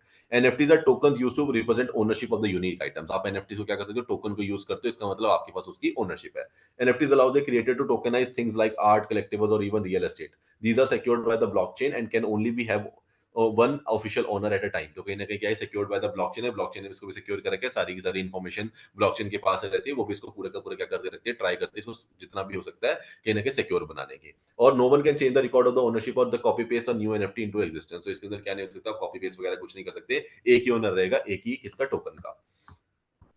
की फीचर्स क्या है इसके, डिजिटल एसेट है, ये यूनिक है और एक्सचेंज है, तो NFT exchanges take place with the cryptocurrency such as the Bitcoin on the specialist site, तो इसकी भी क्या है, अच्छे खासे इसके बाद भी एक्सचेंजेस हैं जिसके ऊपर आप एनएफटी क्या कर सकते हैं, परचेज कर सकते हैं, मतलब आप टोकन ले सकते हैं। यूनिक होता है, it can not be forge और अदरवाइज मैनिपुलेटेड, फोर्ज और मैनिपुलेट नहीं हो सकता ये भी, और डिजिटल एसेट की फॉर्म में आपके पास आ जाएगा कहीं ना कहीं, और ये ऑथेंटिक सर्टिफिकेट क्रिएट होता है by the blockchain technology that underlies crypto currency, तो मतलब क्योंकि आपको ऑथेंटिसिटी भी तो चाहिए ना कि वो आर्ट ऑथेंटिक है या नहीं है, तो आपको उसके साथ में क्या मिलेगा, साथ में ऑथेंटिक सर्टिफिकेट भी मिलेगा created by the blockchain technology, को क्रिएट करके देगी, और उसके ऊपर एक ही बंदे की बस एक ही ओनरशिप उसके अंदर दिख रही होगी, दो बंदे उसकी सेम ओनरशिप नहीं ले पाएंगे, तो ये यूनिक होता है, डिजिटल एसेट की फॉर्म में होता है, ऑथेंटिकेटेड सर्टिफिकेट भी मिलता है, और एक्सचेंजेस की तरह इसके जैसे क्रिप्टो करेंसीज के एक्सचेंजेस होते हैं सच एज बिटकॉइंस, वैसे ही इसके भी एनएफटी के भी क्या होते हैं, अपने अपने एक्सचेंजेस होते हैं जहां से आप परचेज कर सकते हैं। चैलेंजेस क्या है NFT, NFT has its own challenge like the ownership and the copyright concern securities, अब बात वही आती है, सामने वाले ने आपको बोल के दे दिया कि ये तो मेरा मेरा ही है, किसी और का नहीं है, और पता चला वो उसका भी नहीं था, किसी और ने ऑलरेडी उस पे कॉपीराइट ले रखा था, तो ऐसे वाले केसेस बहुत आजकल सामने आ रहे हैं जो प्रॉब्लम देते हैं, ओनरशिप की प्रॉब्लम हो जाती है,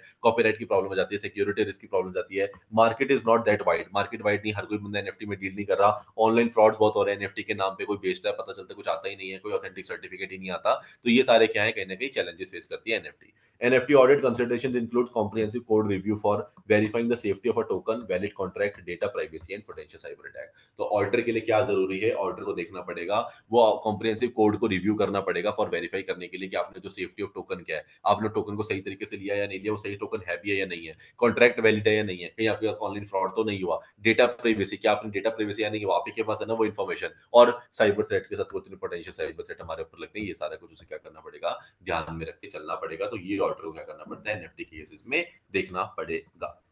ये हमारे क्या थे, मेन हमारे चार थे जो हमें पढ़ने हैं, और उन चारों के अंदर हमारे को ऑडिट की इंप्लीकेशन ध्यान में रखनी है। ये क्लियर है या नहीं है, बता दो एक बार। हाँ जी सर। डन है।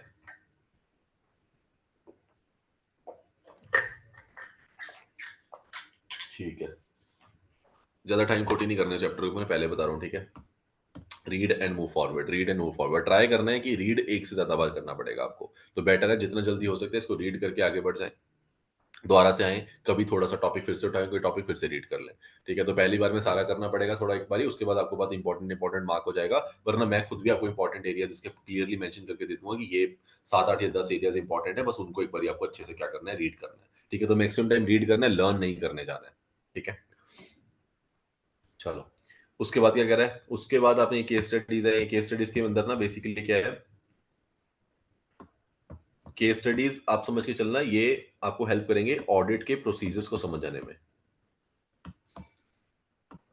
ये जो केस स्टडीज इंपॉर्टेंट क्यों है ना, ये आपको ऑडिट के प्रोसीजर्स, कहीं इन्होंने स्पेशली प्रोसीजर्स लिखे नहीं है कि ऑडिटर कैसे चेक करेगा, तो कहीं ना कहीं जो केस स्टडीज है ना, ये एक एक का प्रोसीजर आपको समझाने में हेल्प कर रही है, तो आपको केस स्टडी तो पूरी पढ़नी है, मैं सिर्फ इंपॉर्टेंट उस पर जाऊंगा। जैसे कि ये देखो, following are the illustrative steps for performing audit of the above said blockchain, तो कहीं ना कहीं अगर हमें देखना है कि अबव सेड ब्लॉकचेन कहीं ना कहीं यूज हुई है, उसके following step of performing audit, किस तरीके से आप ऑडिट परफॉर्म कर सकते हो अगर आ जाए, तो uh, obtaining a comprehensive understanding of the blockchain based pilot program including its objective, scope and key process processes involve. तो ऑडिटर क्या करेगा, ऑडिटर सबसे पहले कॉम्प्रिहेंसिव अंडरस्टैंडिंग लेगा। तो हम अगर सिंपल सी बात करें, ऐसे 315 लगाना पड़ेगा, समझना पड़ेगा, अच्छा आप लोग ब्लॉकचेन करते हो तो मुझे सब कुछ बताओ कि ब्लॉकचेन के अंदर क्या क्या आ रहा है, कौन कौन सी ट्रांजेक्शन के लिए आपने ब्लॉकचेन करा, कौन सा प्रोग्राम यूज कर रहे हो, प्रॉपर मुझे अंडरस्टैंडिंग चाहिए, कौन से की प्रोसेसेस इन्वॉल्व हैं, ब्लॉकचेन डिसीजन मेकिंग करता है या नहीं करता, सब कुछ मुझे चाहिए, मुझे देखना पड़ेगा। तो पहले मुझे क्या लेनी पड़ेगी, कॉम्प्रिहेंसिव अंडरस्टैंडिंग लेनी पड़ेगी। तो पहले नंबर पे ऑर्डर क्या करता है, ये करता है। फिर review the partnership agreement, agreements, contracts and the legal documentation governing the relationship between the Indian banks and the XY bank. तो कहीं ना कहीं अगर आपने यूज करा है ब्लॉकचेन, तो कहीं ना कहीं अगर आपको कोई भी एग्रीमेंट हुआ है, पार्टनरशिप एग्रीमेंट हुआ है, कॉन्ट्रैक्ट हुआ है, कोई भी लीगल डॉक्यूमेंटेशन हुई है, कोई भी, वो सारी की सारी मुझे क्या करनी पड़ेगी, समझनी पड़ेगी, देखनी पड़ेगी, जिस भी तरीके से आपकी क्या हो रही है, मूवमेंट हो रही है, जैसे भी ट्रांजेक्शन हो रही है, जो भी पैसा जा रहा है। तो ये जो बात कर रहा है ना इंडियन बैंक और एक्स वाई बैंक की, ये बेसिकली केस स्टडी का फॉर्मेट है। ये तो केस स्टडी में बोला गया होगा ऐसा कुछ, 5 banks in the partnership with the XY bank provide a comprehensive range of the banking services protected। तो ये बताया गया ऊपर केस स्टडीज के अंदर, तो वहां पे इसलिए वो बता रहा है। तो हमें बेसिकली यह आपको क्या हेल्प करेगा, ये आपको थोड़ा सा आइडिया दे देगा कि ऑडिट पे क्या प्रोसीजर या प्रोग्राम किस किस तरीके से ऑडिटर क्या करता है, ब्लॉकचेन के केस में चेकिंग करता है। तो वो हमें समझना है। तो इसी क्वेश्चन के अंदर ही आपके पास एक आंसर भी बन रहा है। मेरा पॉइंट हुआ है, केस स्टडी को के हिसाब से मत पढ़ना। केस स्टडी के अंदर आपके पास काफी सारे आपको अच्छे स्टेप मिल रहे हैं, जो हो सकता है पेपर के अंदर कुछ ऐसा आ जाए कि ब्लॉकचेन हुआ है और बताइए क्या स्टेप्स ऑडिटर फॉलो करेगा। तो आपके पास ये आंसर होना चाहिए, ठीक है। तो ये आंसर इंपॉर्टेंट है और ध्यान में रखना है।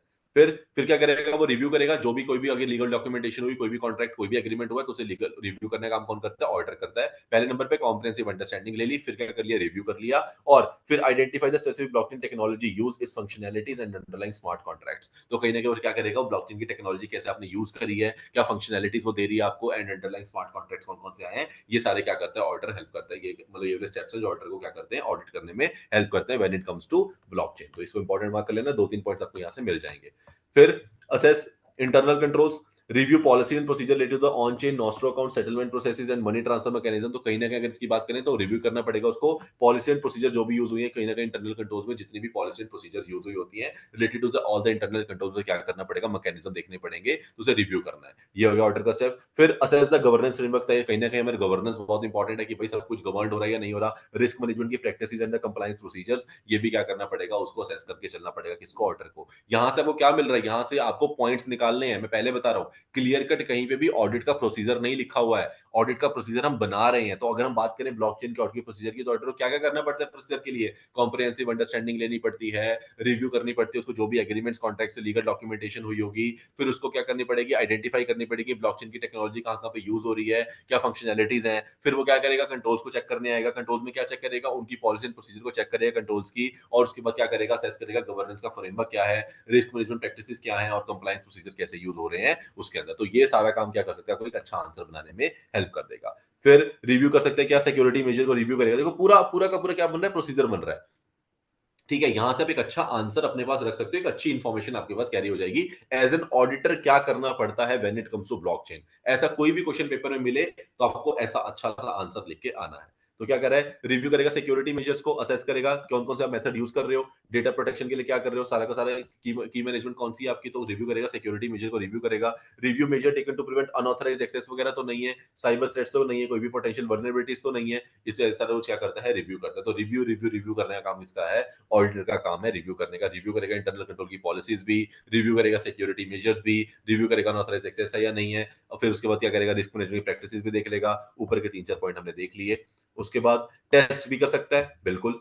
वो क्या करेगा, टेस्ट करेगा transaction validity and accuracy of blockchain. अगर आप यूज कर रहे हो तो मुझे कैसे पता चलेगा वो सही काम करके दे रही है, सही आउटपुट दे रही है, नहीं दे रही, मैं टेस्ट करके देख लूंगा। तो validate the transactions are recorded and settle accurately, अगर वो सही तरीके से रिकॉर्ड हुई है, सही तरीके से सेटल हुई है, ब्लॉकचेन ने अपना सही तरीके से यूज किया है और सही रिजल्ट आया, तो बहुत अच्छी बात है। परफॉर्म क्या करूंगा, रिकंसिलिएशन बिटवीन द, तो मैं रिकंसिलिएशन भी परफॉर्म करके देख सकता हूँ। कहीं भी अगर एक से ज्यादा अकाउंट की बात हो रही होगी तो मैं देख लूंगा कि सही करके कि रिकंसिलिएशन को करके देख सकता हूँ कि सही रिजल्ट आ रहा है या नहीं आ रहा। तो मेरे पास ये सारे के सारे कौन से एरियाज हैं ब्लॉकचेन के केस में, मेरे पास ये पूरा ऑडिट प्रोसीजर है। इवैल्यूएट करूंगा कंप्लायंस एंड रेगुलेटरी रिक्वायरमेंट्स को, कि compliance and regulatory requirements follow कर रहे हो या नहीं कर रहे हो, रिव्यू करूंगा उसकी डॉक्यूमेंटेशन एंड प्रोसीजर्स, ठीक है, ये देख सकता हूं। फिर उसके बाद assess business continuity and disaster recovery, मैं असेस क्या करूंगा कि बिजनेस कंटिन्यूटी रहेगा या नहीं रहेगा, और डिजास्टर रिकवरी की, अगर कुछ डिजास्टर हो जाता है तो मैनेजमेंट के पास अच्छे खासे प्लान्स हैं उसको रिकवर करने के या नहीं है, मतलब fail over mechanism to ensure the uninterrupted operation, तो देखना पड़ेगा एडिक्वेसी ऑफ बैकअप्स की, मैनेजमेंट का बैकअप प्लान है ना, रिकवरी प्रोसीजर है कि नहीं है। फिर test the effectiveness of this plan by conducting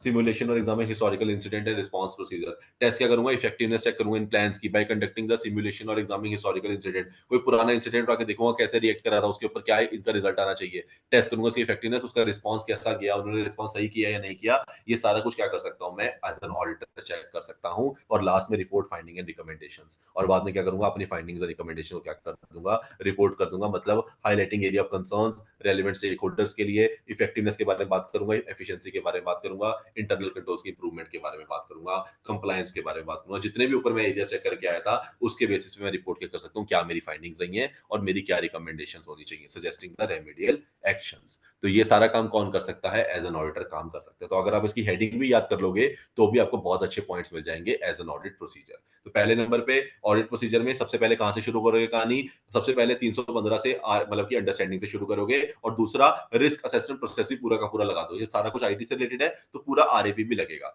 तो दोनों पॉइंट्स आपके वहां से बन जाएंगे। उसके बाद आप डॉक्यूमेंटेशन रिव्यू करिए, गवर्नेंस रिव्यू करिए, लीगल डॉक्यूमेंटेशन पे ये एग्रीमेंट कॉन्ट्रैक्ट सब कुछ रिव्यू करिए। फिर वो टेक्नोलॉजी क्या काम करती है उसको समझने का काम करिए, उसकी फंक्शनलिटी को देखिए। फिर उसके रिलेटेड इंटरनल कंट्रोल्स को देखिए, इंटरनल कंट्रोल देख लोगे तो फिर सिक्योरिटी मेजर्स को देखिए, फिर उसका टेस्ट करके देख लीजिए, टेस्ट कर लीजिए ट्रांजेक्शन को, वैलिडिटी और एक्यूरेसी को, फिर उसका कंप्लायंस एंड रेगुलेटरी रिक्वायरमेंट को चेक करके देख लो, और फिर बिजनेस की क्या कंटिन्यूटी या डिजास्टर की रिकवरी कैसी है बिजनेस की, और लास्ट में अपनी रिपोर्ट कर दीजिए फाइंडिंग एंड रिकमेंडेशंस। तो इतनी हेडिंग्स के बेसिस पे भी आप अच्छे खासे 5 से 6 पॉइंट्स क्या कर सकते हो, आराम से बना सकते हो। ये क्लियर है या नहीं है बता दो एक बार। Clear sir. ब्लॉकचेन चेक हो जाए, अब अच्छे खासा ब्लॉकचेन का हमें आइडिया मिल गया क्या क्या चेक करना है। Yes, yes sir. बहुत बढ़िया। चलिए नेक्स्ट पे चलते हैं, आरपीए।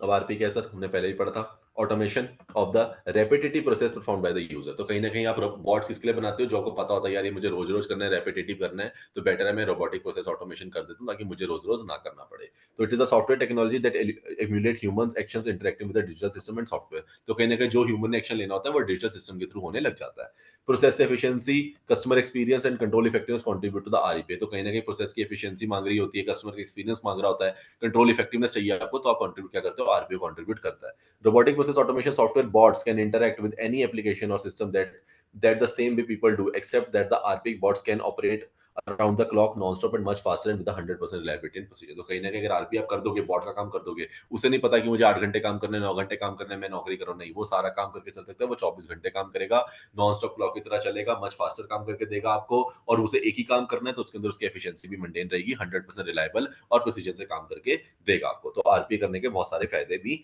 हैं।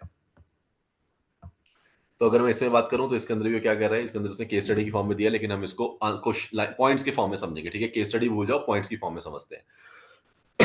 A large passenger carrier is having an AI bot for passenger ticket booking with following processes। अब कहीं ना कहीं क्या है, एआई बॉट का क्या काम है, पैसेंजर की टिकट बुकिंग करनी है। फॉलोइंग प्रोसेस को क्या करता है देखो, यूजर इंटरेक्शन।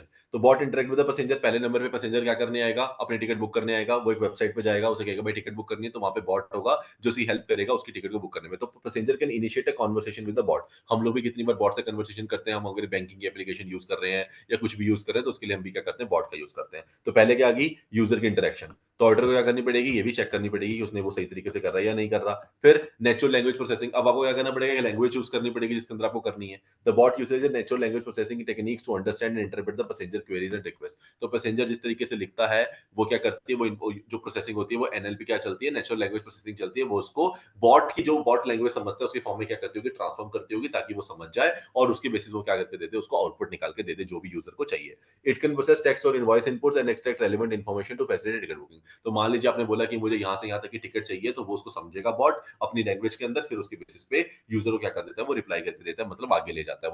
वो कंट्री डाल देगा, वो एरिया डाल देगा, जितनी टिकट चाहिए वो डेट डाल देगा, वो सब कुछ करके दे देगा।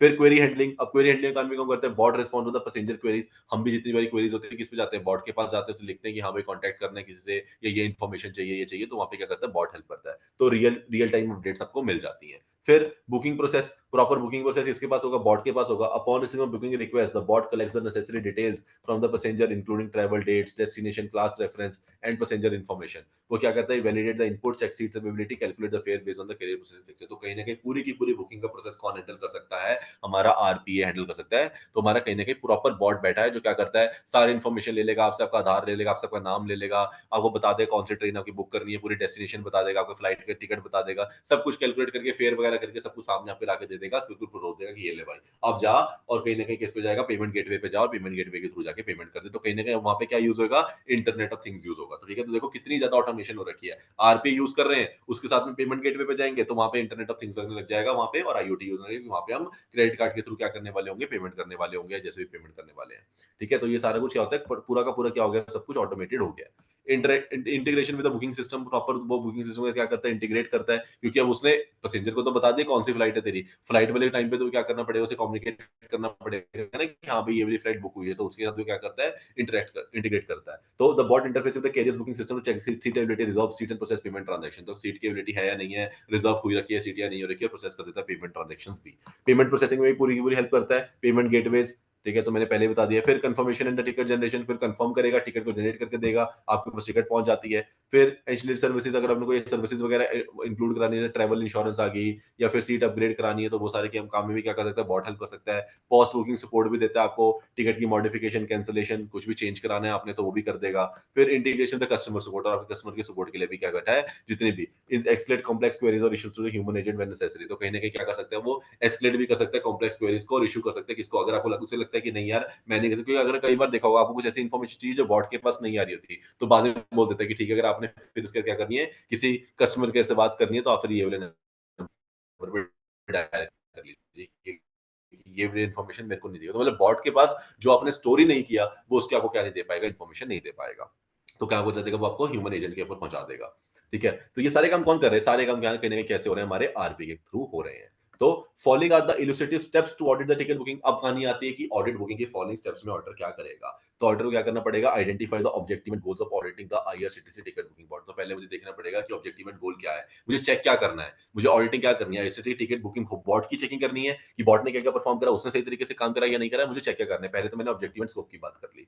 फिर determine the scope of the audit including the specific aspects of the board functionality and operations to be evaluated. अब मुझे क्या करना पड़ेगा? मुझे देखने पड़ेंगे स्पेसिफिक बोर्ड की फंक्शनैलिटी, कि बोर्ड की फंक्शनैलिटी किस तरीके से डिजाइन करी है आपने, कैसे ऑपरेशंस वो क्या करता है, क्या वो करता है करने के लिए। जब उसके पास रिक्वेस्ट आती है, मुझे वो सब कुछ समझना पड़ेगा, फिर देखना पड़ेगा कि वो सही कर रहा है या नहीं कर रहा। फिर review relevant regulatory and compliance standards. अब कहीं ना कहीं रेगुलेटरी कंप्लायंस स्टैंडर्ड हर किसी के ऊपर लगते हैं, आपको वो सारे ध्यान में रखने पड़ेंगे। फिर identified assess the potential risk, वही आई एंड ए आ गया, पूरा का पूरा वही, पूरा का पूरा आपने वही प्रोसीजर लगाना है जो हमने 315 330 में पढ़ा था, कुछ नया नहीं आ रहा है, बस उसे कनेक्ट करना है आपको इस वाले आंसर के साथ, इतना सा है। ठीक है, आइडेंटिफाइड एसेस करेगा पोटेंशियल रिस्क कौन कौन से, इनएक्यूरेट बुकिंग इन्फॉर्मेशन तो नहीं दे रहा, कस्टमर के डेटा को सही तरीके से, और अगर वो अनऑथराइज स्टोर करने के लिए स्टोर तो नहीं कर रहा, सिस्टम फेलियर तो नहीं हो रहा है, सारा काम कौन देखेगा? कौन? ऑडिटर देखेगा। फिर कॉम्प्रिहेंसिव डेवलप करेगा, कॉम्प्रिहेंसिव तो audit procedure to assess the effectiveness, efficiency and compliance. उसके लिए क्या करना पड़ेगा? उसे प्रोसीजर बनाने पड़ेंगे। यहाँ पे वो कहाँ आ गया? एफएबी पे आ गया। यहाँ पे क्या था? आरएपी पे था।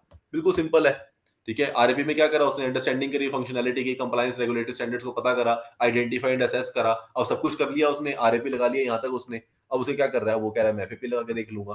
क्या करेगा? कॉम्प्रिहेंसिव प्रोसीजर पे जा रहा है। रिव्यू करेगा सिस्टम का आर्किटेक्चर, डिजाइन एंड डॉक्यूमेंटेशन। अब रिव्यू करने लग गया। इवेल्युएट सिक्योरिटी मेजर्स कैसे हैं, ऑथेंटिकेशन सही है नहीं है, कंट्रोल्स है या नहीं है, इंक्रिप्शन है या नहीं है। Testing the bot functionality by simulating booking scenarios, खुद से एक टेस्ट बुकिंग का सिनेरियो करेगा, खुद को बना लेगा अपने को पैसेंजर, और बुक करके देखेगा कि वो सही तरीके से कर रहा है नहीं कर रहा, अपसाइड डाउन करके देखेगा, और क्या चेक करेगा? एक्यूरेसी ऑफ द रिजल्ट को चेक करके देख लेगा।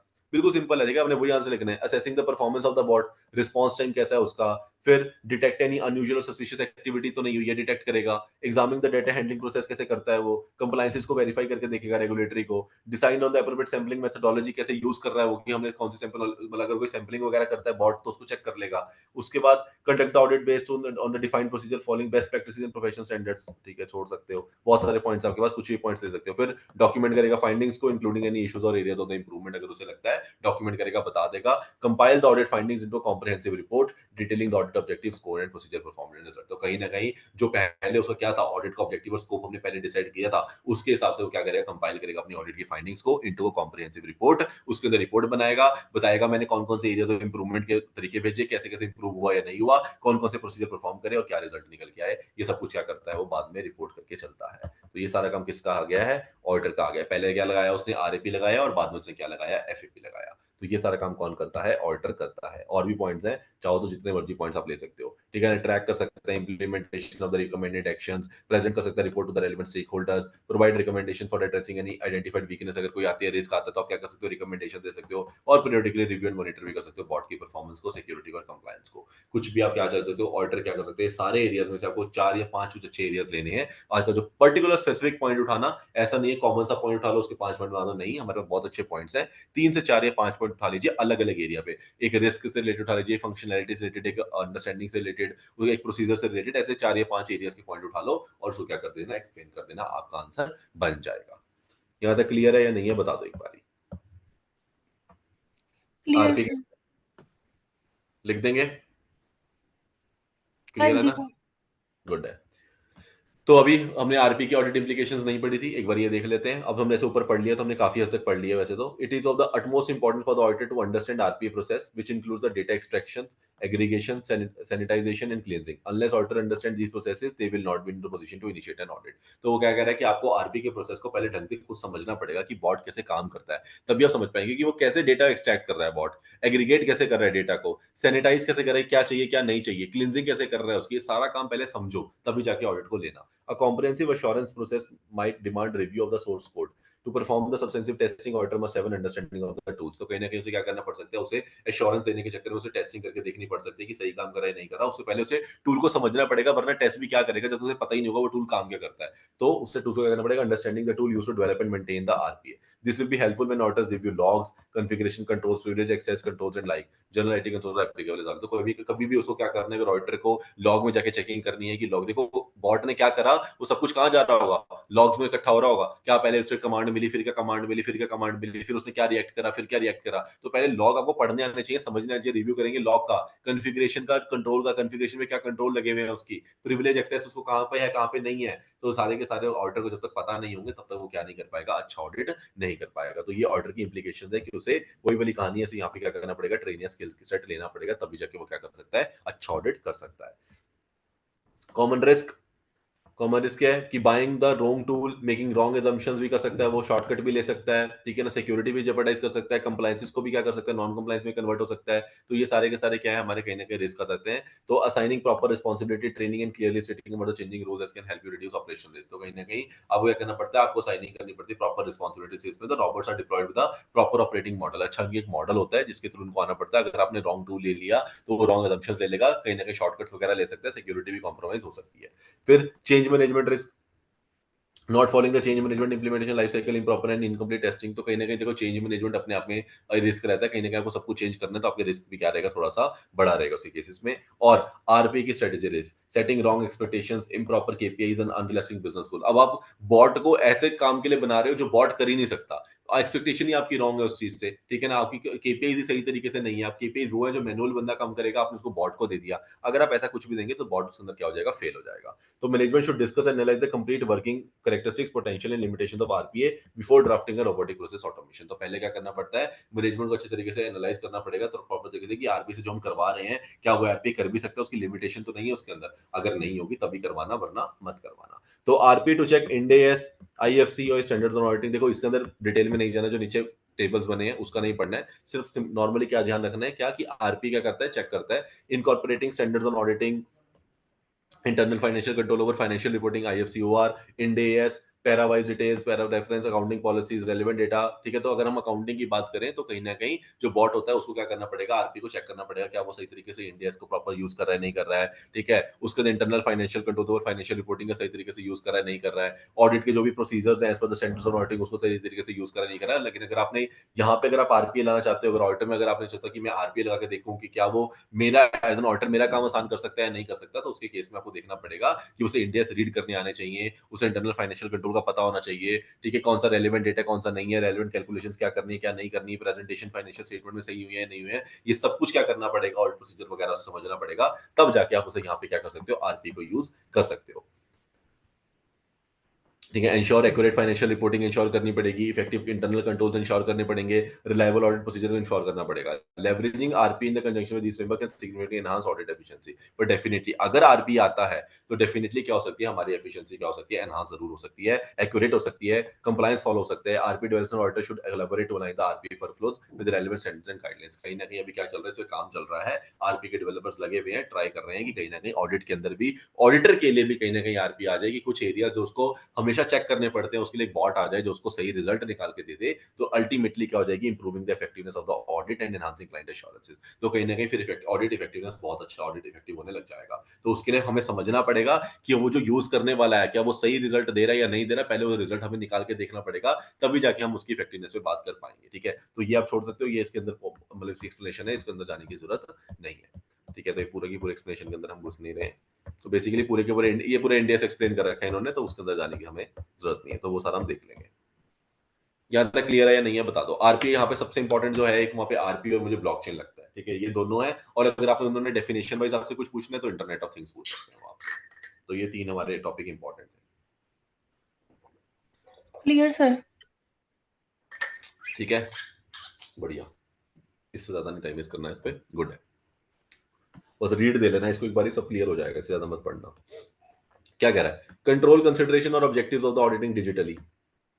बेसिक वाले पॉइंट्स पे आ गया, बिल्कुल बेसिक वाले ऑडिट पे आ गया। क्या कह रहा है, कंट्रोल कंसिडरेशंस, और कंट्रोल कंसिडरेशंस क्या है हमारे, या फिर objectives of the auditing digitally, या फिर हमारा ऑब्जेक्टिव क्या है जब हम डिजिटली ऑडिट करते हैं।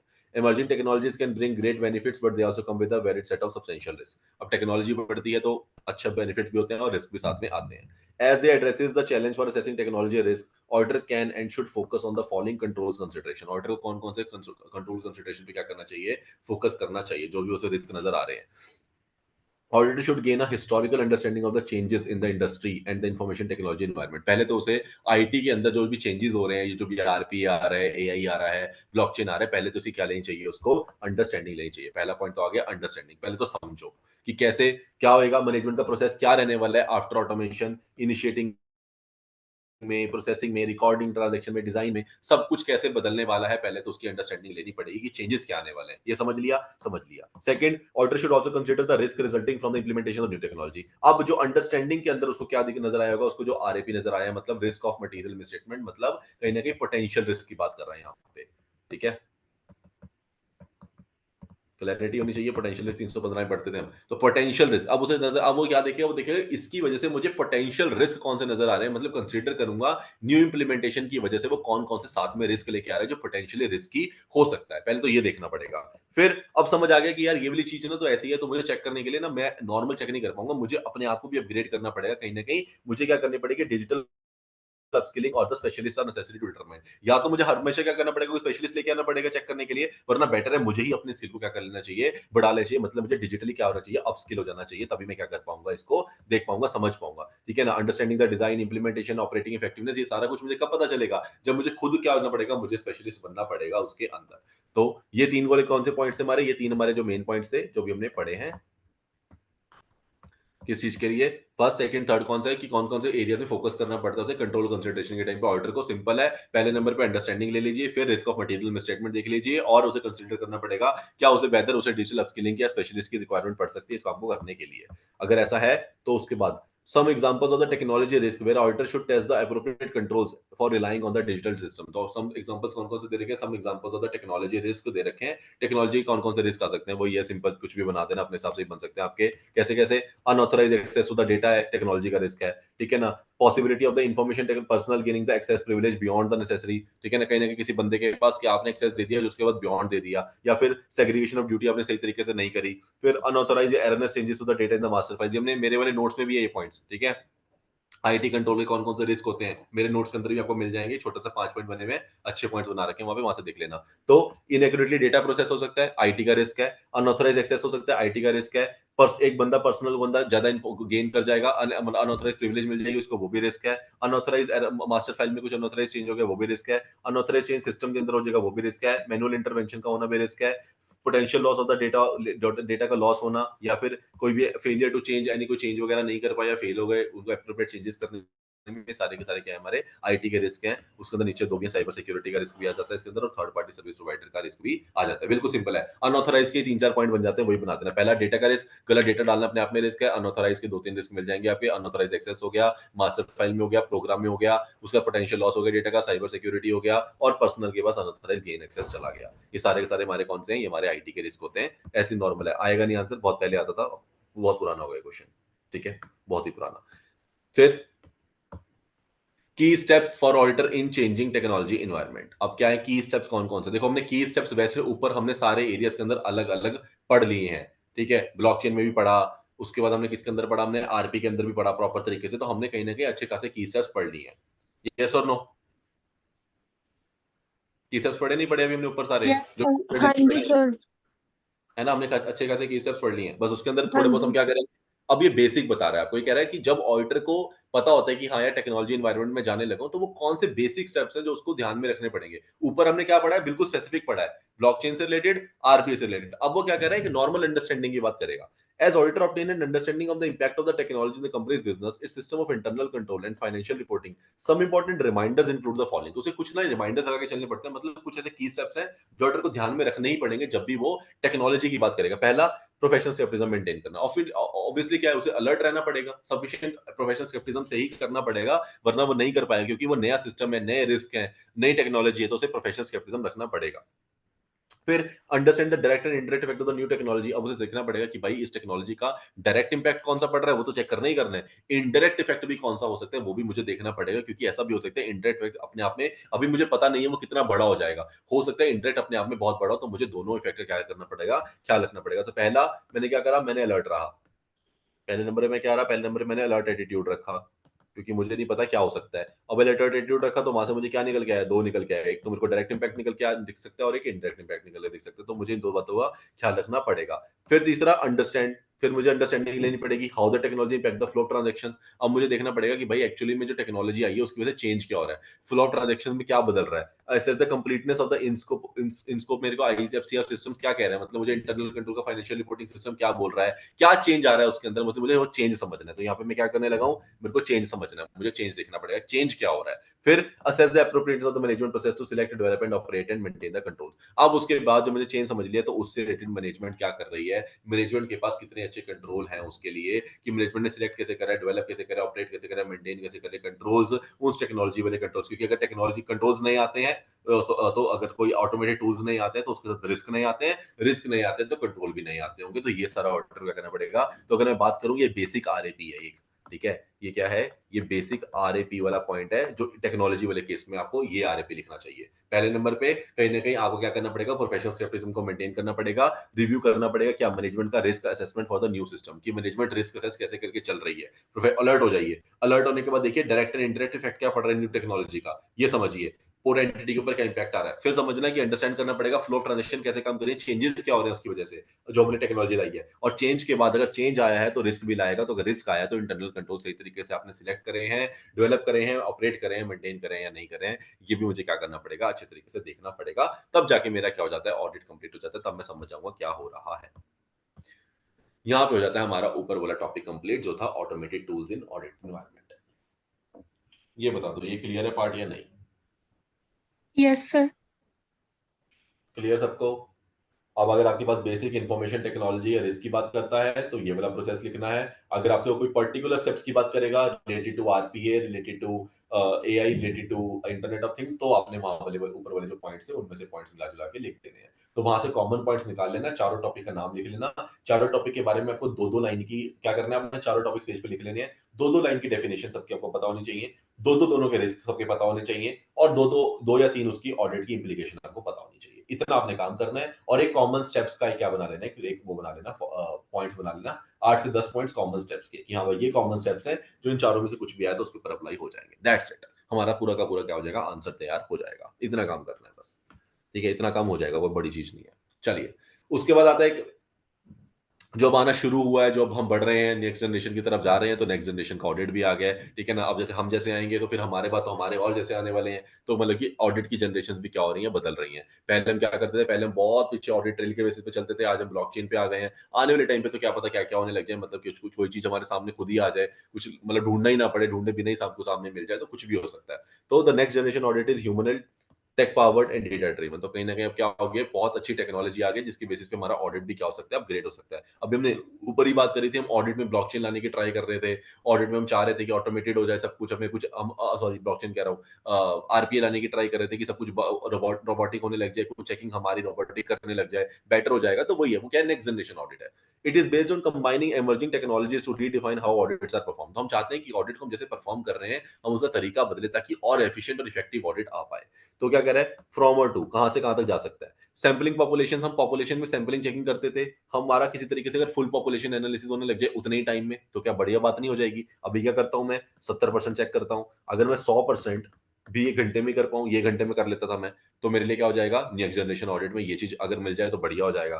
फिर मल्टीपल डेटा सेट्स, अभी मुझे मल्टीपल डेटा सेट चेक करने पड़ते हैं, अगर वो सारा का सारा मुझे कोई एक ही डेटा सेट में मिल जाए तो मेरे काम आसान हो जाएगा, बिल्कुल हो जाएगा। फिर डिस्कनेक्टेड टूल्स, अभी मेरे पास क्या रहता है, डिस्कनेक्टेड टूल रहता है। अगर मुझे एक बढ़िया तरीके से इंटीग्रेटेड इकोसिस्टम सर्विसेज मिल जाए, प्रॉपर कनेक्टेड टूल्स मिल जाए एक साथ, मतलब एक प्रॉपर आरपी है जो काम कर रहा है, फिर ब्लॉकचेन लगी हुई है, फिर सही तरीके से इंटरनेट ऑफ थिंग्स है, मतलब सब कुछ अगर मुझे एक साथ मिल जाए तो क्या काम नहीं मिल जाएगा, बढ़िया मिल जाएगा। मैनुअल रिस्क असेसमेंट, अभी तो मुझे मैनुअल रिस्क के बारे में सोचना पड़ता है, लेकिन अगर मुझे dynamic data driven risk assessment मिल जाए, प्रॉपर तरीके से पता चल जाए, हाँ भाई इस डेटा के अंदर इतना रिस्क है, इस डेटा के अंदर ये डायनामिक है, ये सेफ है, काम आसान हो जाएगा। सेपरेटेड कम्युनिकेशन, अभी तो मैं सेपरेटेड कम्युनिकेशन है, फिर एम्बेडेड हो जाएगी।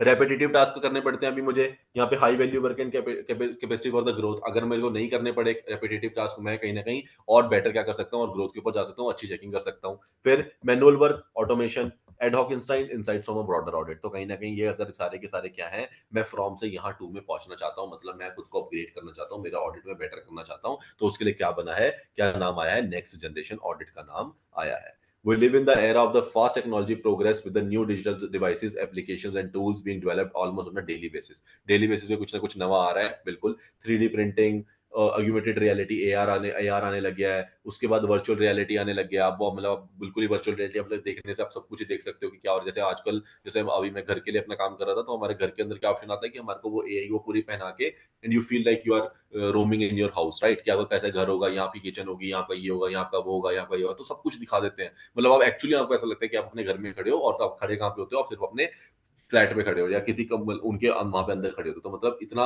सही तरीके से वो क्या करते हैं, डिजाइन करके देते हैं। तो मतलब टेक्नोलॉजी बहुत बढ़ गई है यार, हम तो बहुत ही पीछे हैं। Biotechnology, auditing through drones, drones के थ्रू भी ऑडिटिंग आजकल होने लग गया, also known as unarmed aerial devices. तो ये भी होने लग गया, अनमैन्ड एरियल डिवाइसेस के थ्रू भी क्या कर सकते हो, आप ऑडिटिंग कर सकते हो। And quantum technology are some of the most rapidly advancing areas with many implication for the society. बहुत कुछ क्या हो गया, बहुत कुछ अपग्रेड हो गया, हम लोग बहुत पीछे हैं, हमें भी क्या होने की जरूरत है, अपग्रेड होने की जरूरत है। ठीक है, तो जल्दी जल्दी सीए बन जाओ, फिर आपके पास भी सेमिनार्स आया करेंगे, इसके ऊपर सीपीई के सेमिनार्स होते हैं 2-2 घंटे के, मतलब डेली बेसिस पे किसी ना किसी न्यू टॉपिक के ऊपर होता है, तो आप लोग वो भी लगा सकते हो। जैसे मैं ऑफिस के अंदर होता हूँ, थोड़ी देर कुछ ना कुछ देख लेता हूँ, तो मेरी थोड़ी बहुत नॉलेज बढ़ जाती है आपकी उससे, तो वो भी बहुत अच्छे अच्छे ऑप्शन है। ठीक है, तो आज भी अपनी आज भी कोई टेक्नोलॉजी की किसी एड के ऊपर एक सेमिनार था, सीपी 2 घंटे का। ठीक है, पर अगर काम होता है तो नहीं देख पाते, लेकिन अगर कोई बंदा अपनी प्रैक्टिस कर रहा है तो उसके लिए बहुत अच्छी चीज है, वो सारा का सारा क्या रह सकता है, अपडेट रह सकता है। तो ये सारे क्या है, ये सारे कुछ नया नया आ गया, 3D प्रिंटिंग आ गई है, एआर आ गया, वीआर आ गया, बायोटेक्नोलॉजी, और ये सारे एरियाज क्या हो गए, बढ़ गए हैं। तो इसके अंदर में ज्यादा याद रखना, देखो एमसीक्यू परस्पेक्टिव से थोड़ा बहुत यहाँ से कुछ निकल सकता है, अदर देन दैट ज्यादा कुछ नहीं निकल सकता। ठीक है, तो बस एक बार अच्छी के रीड दे देना, ताकि एमसीक्यू परस्पेक्टिव से सारे पॉइंट पता रहे, बस और कुछ नहीं है। अगर ड्रोन की बात करें, तो ड्रोन टेक्नोलॉजी कैसे यूज हो रही है आजकल, जो रिमोट लोकेशन है, जब हमने ऊपर पढ़ा था ना कि यार 501 के अंदर पढ़ा था, मैं तो वहां जा ही नहीं सकता, मैं तो वो देख ही नहीं सकता, तो अब वो क्या हो गया, वो वाला ऑप्शन खत्म हो गया आपका।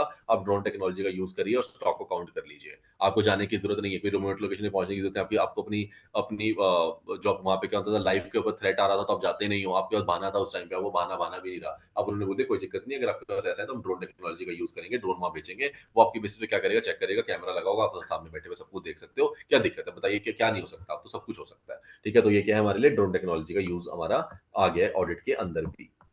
ठीक है, इतना आसान नहीं है, मतलब ये सारे क्या कॉस्टली अफेयर्स है, मतलब हर कोई नहीं कर सकता। बहुत बड़ी बड़ी फर्म्स इसको अभी खर्चा उठा सकती हैं, लेकिन छोटी फर्म्स इसका खर्चा भी नहीं उठा सकती। ठीक है, अब चंडीगढ़ की किसी फर्म को उठा लो, बोलो या तो ड्रोन टेक्नोलॉजी से मेरा ऑडिट कर जाके, तो वो नहीं कर पाएगा। ठीक है, लेकिन हाँ, यही अगर आप डिलाइट की बात करो और बड़ी बड़ी फर्म्स की बात करो, तो they might have a technology for this. ठीक है, तो वो लोग कर सकते हैं।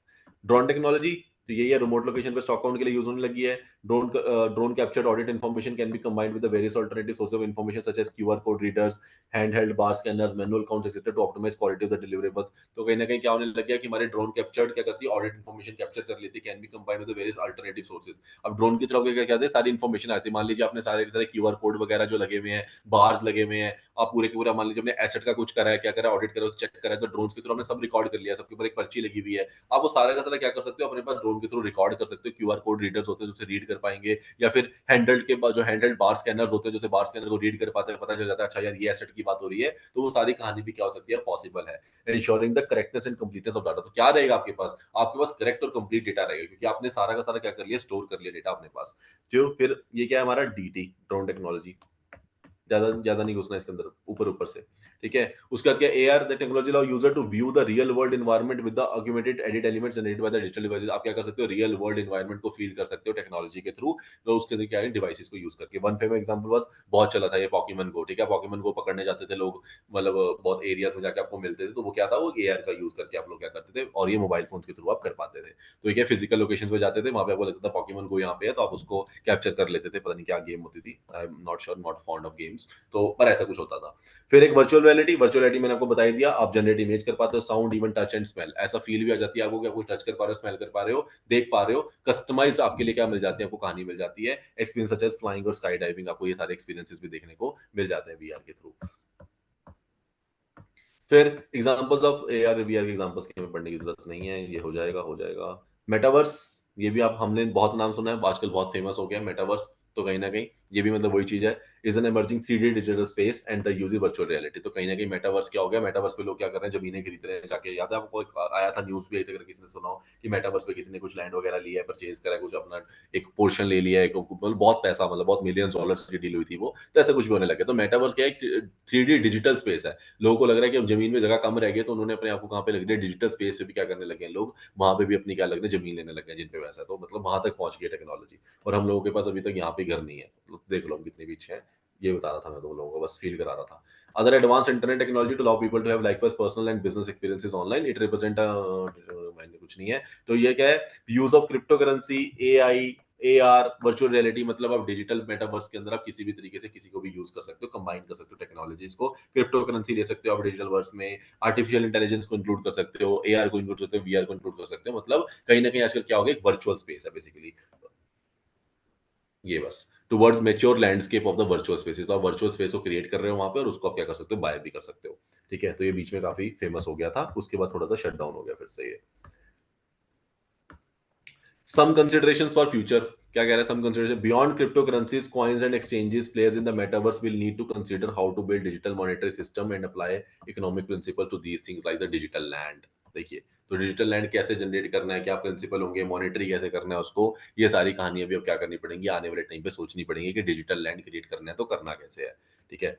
फिर second, governance models will become ever more difficult to balance openness and user contribution with strategic direction and innovation. कहीं ना कहीं आपको गवर्नेंस मॉडल्स को भी बहुत हद तरीके से क्या करना पड़ेगा, इंप्रूव करना पड़ेगा, वरना बड़ा डिफिकल्ट हो जाएगा, इतने बड़े जितना ज्यादा फ्रेजाइल इन्वायरमेंट में क्या करना, वो गवर्नेंस को अप्लाई करवाना। फिर identify in the digital world has historically been different based on the platform utilise. The practical challenge of the identify will also consider the metaverse example KYC. अब अगर हम मेटावर्स की बात करें, वहां पे बड़ा प्रैक्टिकल चैलेंज है कि आइडेंटिफाई करना कि बंदा सही है भी है नहीं, केवाईसी को करना, क्योंकि डिजिटल लैंड है, सब कुछ डिजिटल हो रहा है, केवाईसी करे तो करे किसकी ये भी नहीं पता। फिर synchronicity in the ability for state of the metaverse with multiplex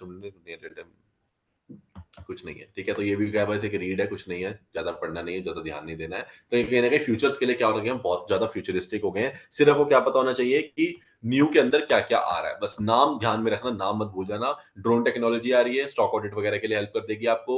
AR आ रहा है आपके पास, एआर क्या करता है, आपको रियल वर्ल्ड एनवायरमेंट से क्या करता है, आपको क्या करता है, फील करवाता है। कहीं ना कहीं पॉकेमॉन गो का एग्जांपल आ जाएगा, डिजिटल डिवाइसेस के साथ आप क्या रहते हो, कनेक्टेड रहते हो। वीआर, आपको पता चल गया वीआर के बारे में, अच्छा खासा हमारे पास एग्जांपल है, घर वगैरह देखने वालों को वीआर बहुत हेल्प करता है, जनरेट करता है इमेजेस, साउंड्स, इवन टच और स्मेल भी आप कर पाते हो इसी तरीके से, मतलब बेटर एक्सप्लोर, बेटर एक्सपीरियंस कर पाते हो। ठीक है, ये इंपॉर्टेंट था। उसका मेटावर्स, मेटावर्स के आगे कहीं ना कहीं डिजिटल लैंड या डिजिटल स्पेस क्रिएट हो गया, जिसको क्या कर सकते हो, खरीद वगैरह भी सकते हो। इसके अंदर आप किसी भी टेक्नोलॉजी का क्या कर सकते हो, यूज भी कर सकते हो। एडवांस इंटरनेट टेक्नोलॉजी हो गई है। ठीक है, ये पर्सनल के लिए यूज के लिए भी है, प्रोफेशनल यूज के लिए भी है।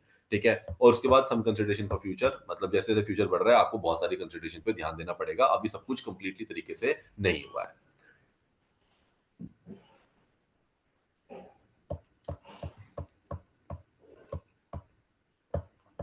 खत्म हो गया वैसे ये चैप्टर। वैसे अगर देखना है क्वेश्चन देख सकते हैं, वैसे तो इंपॉर्टेंट नहीं है, मेटावर्स के ऊपर है, बट फिर भी क्या कह रहा है, case scenarios to illustrate the potential application of the metaverse in the financial domain. क्यों कह रहा है, अगर फाइनेंशियल डोमेन में बात की जाए तो पोटेंशियल एप्लीकेशन कैसे हो सकती है मेटावर्स की। वर्चुअल बैंकिंग एंड ट्रांजेक्शन, अगर वर्चुअल बैंकिंग एंड ट्रांजेक्शन की बात करें, a forward thinking financial institution आने वाले टाइम वाला establishes a presence in the metaverse to offer virtual banking services। अब वो वर्चुअल बैंकिंग सर्विसेज देने लग जाओगे, कुछ भी नहीं होगा करेगा, यूजर को जाना ही नहीं पड़ा करेगा। User can create virtual bank account, access personalized financial dashboards and perform transaction using virtual currencies। आप सब कुछ क्या करने लग जाओगे, वर्चुअल करने लग जाओगे, नोट्स वगैरह तो खत्म ही हो जाएंगे, वर्चुअल करेंसीज के थ्रू आपने क्या करा, अकाउंट खोल लिया, डैशबोर्ड पे आपके सब कुछ दिख रहा है, आपने वहीं ट्रांजैक्शन करी, वहीं पे करेंसी क्या हो गई, यूज हो गई। Customers can seamlessly transfer funds, make virtual purchases and engage in the virtual commerce, all with in the immense environment of the metaverse. तो मेटावर्स के अंदर आप क्या कर सकते हो, आप डिजिटल इनोवेशन में आप क्या कर सकते हो, प्रॉपर तरीके से सब कुछ कैसा कर सकते हो, डिजिटली कर सकते हो। डिजिटली आपकी ट्रांजेक्शन हुआ करेगी, डिजिटली पैसा गया, सब कुछ डिजिटल हो जाएगा, ट्रांसफर वगैरह, वर्चुअल परचेज, कुछ भी मैनुअल नहीं बचेगा, no manual intervention now.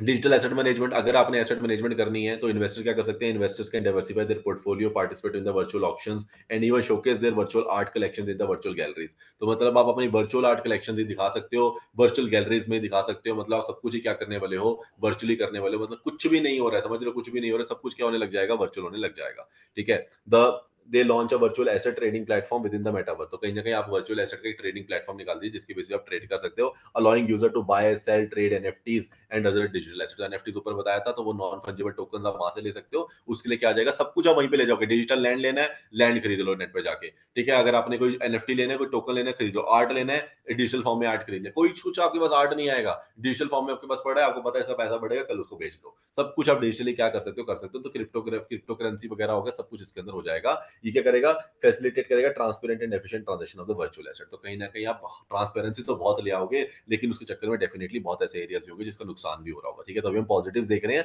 Negatives नहीं देख रहे हैं सिर्फ। फिर virtual financial education and training को भी क्या कर दीजिए, पूरा का पूरा वर्चुअल कर दीजिए। मतलब सब कुछ स्टूडेंट के लिए सब कुछ क्या हो जाएगा, वर्चुअल हो जाएगा।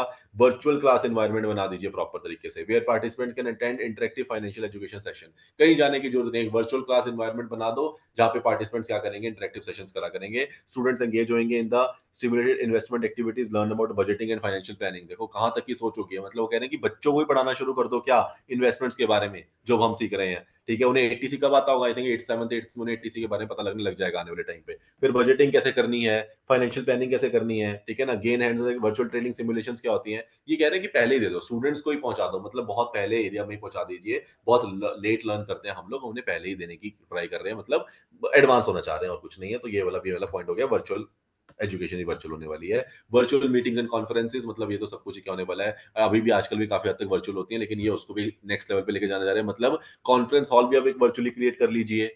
ठीक है ना, अटेंडेंस क्या करेंगे, इंटरेक्ट करेंगे एक्सपर्ट के साथ, वहां पे वर्चुअली सब कुछ कनेक्ट हो जाएंगे, एक्सपर्ट भी उस मार्केट का मिल जाएगा, उस मार्केट के लोग भी मिल जाएंगे, उस मार्केट की टीम भी मिल जाएगी, वो सब कुछ वर्चुअली मिल जाएगा।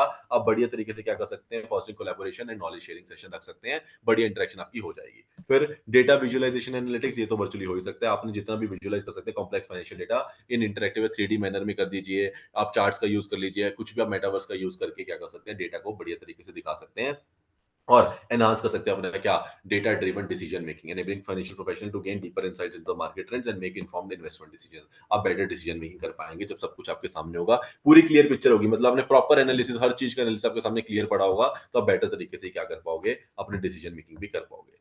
ठीक है, तो कॉमन रिस्क अगर आप बात करें, जो मैं ऊपर बता रहा था वो तो सारे पॉजिटिव थे, कॉमन रिस्क एसोसिएटेड क्या है, beyond their potential this technology also come with the challenges, public safety का बहुत बड़ा रिस्क हो जाएगा, साइबर सिक्योरिटी आ जाती है, डेटा प्राइवेसी का बहुत बड़ा रिस्क है, डेटा प्रोटेक्शन का रिस्क हो जाएगा, lack of standard and technical challenges का रिस्क हो जाएगा, क्योंकि सब कुछ अगर आप ऑनलाइन कर देंगे, सब कुछ अगर आप वर्चुअल कर देंगे, तो देयर आर हाई चांसेस कि आप वर्चुअली आपकी आइडेंटिटी भी कभी खत्म हो सकती है, पता चले आप कभी एग्जिस्ट भी नहीं करोगे वर्चुअली, तो ऐसा भी हो सकता है। तो वो सारी चीजों को भी देख के चलना पड़ेगा। It also raise question about the taxation किस तरीके से करनी है भाई, वहां पे जुरिस्डिक्शन को किस तरीके से रोल प्ले होगा, कस्टमर की प्रोटेक्शन कैसे रहेगी, रेगुलेटर्स कैसे काम करेंगे, तो ये सारे एरियाज भी अभी सोचने वाले हैं, रिस्क के छोटे एरियाज नहीं है। Auditors have to think, the auditor को देखना पड़ेगा कि भाई मुझे कैसे कंट्रोल्स की चेक करने हैं, डेटा सिक्योरिटी गवर्नेंस कैसे चेक करनी है, सारे एरियाज को मैं कैसे चेक करूंगा। अब ये सारे क्वेश्चंस अभी क्या है, अनआंसर्ड है, तो इसलिए अभी इतने जल्दी नहीं होने वाला, सब कुछ होगा जरूर, एक दिन डेफिनेटली बदलेगा, 2050 2060 में शायद बदले, लेकिन हाँ, तो उससे पहले आपको ये सारे आंसर्स देने पड़ेंगे, तब जाके आप बढ़ पाओगे। ठीक है, तो बस बाद में क्या लिख दिया इन्होंने, कंक्लूजन लिख दिया है यही,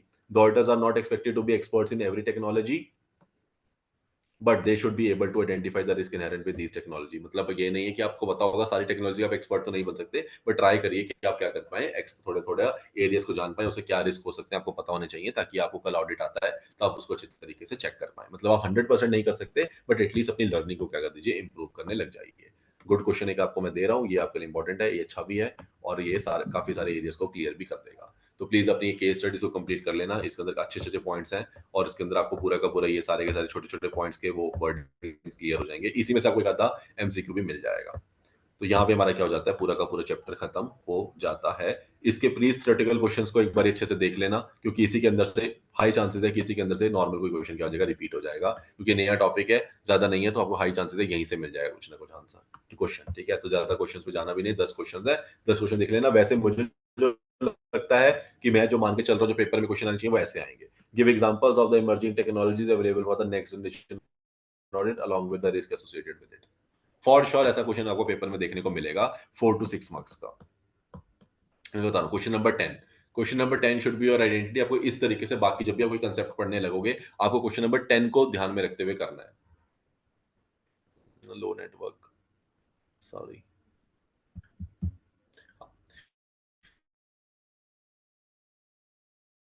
ठीक है,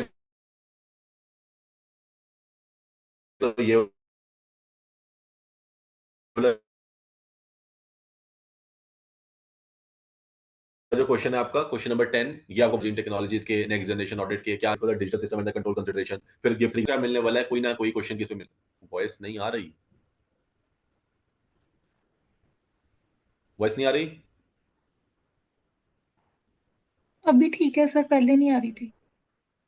ओके, तो बेसिकली अगर आप लोग देखो जितने भी क्वेश्चंस हैं उसके अंदर मेरे को यही स्कोप नजर आ रहा है कि हमारे पास हमें हर चीज का एग्जांपल पे फोकस करना है। मैं बता रहा हूँ आपको बार बार ही, आपको 2 से 3 एग्जांपल्स पढ़ने ही पढ़ने हैं, हर चीज का आपको पता होना चाहिए। पेपर में डेफिनेटली एग्जांपल ट्रिगर होंगे, या फिर एमसीक्यू के अंदर क्वेश्चन बनेगा, उसके अंदर 4 पॉइंट्स लिखे होंगे, बताओगे इसमें से कौन सा क्या नहीं है। लेट्स से ब्लॉकचेन नहीं है, क्या नहीं है, आरपी नहीं है, क्या जनरेशन ऑडिट का एग्जांपल नहीं है, ऐसा कुछ पूछ लेंगे आपसे। तो इसलिए एग्जांपल के ऊपर अच्छे तरीके से एक बार क्या कर लेना, ढंग से फोकस कर लेना।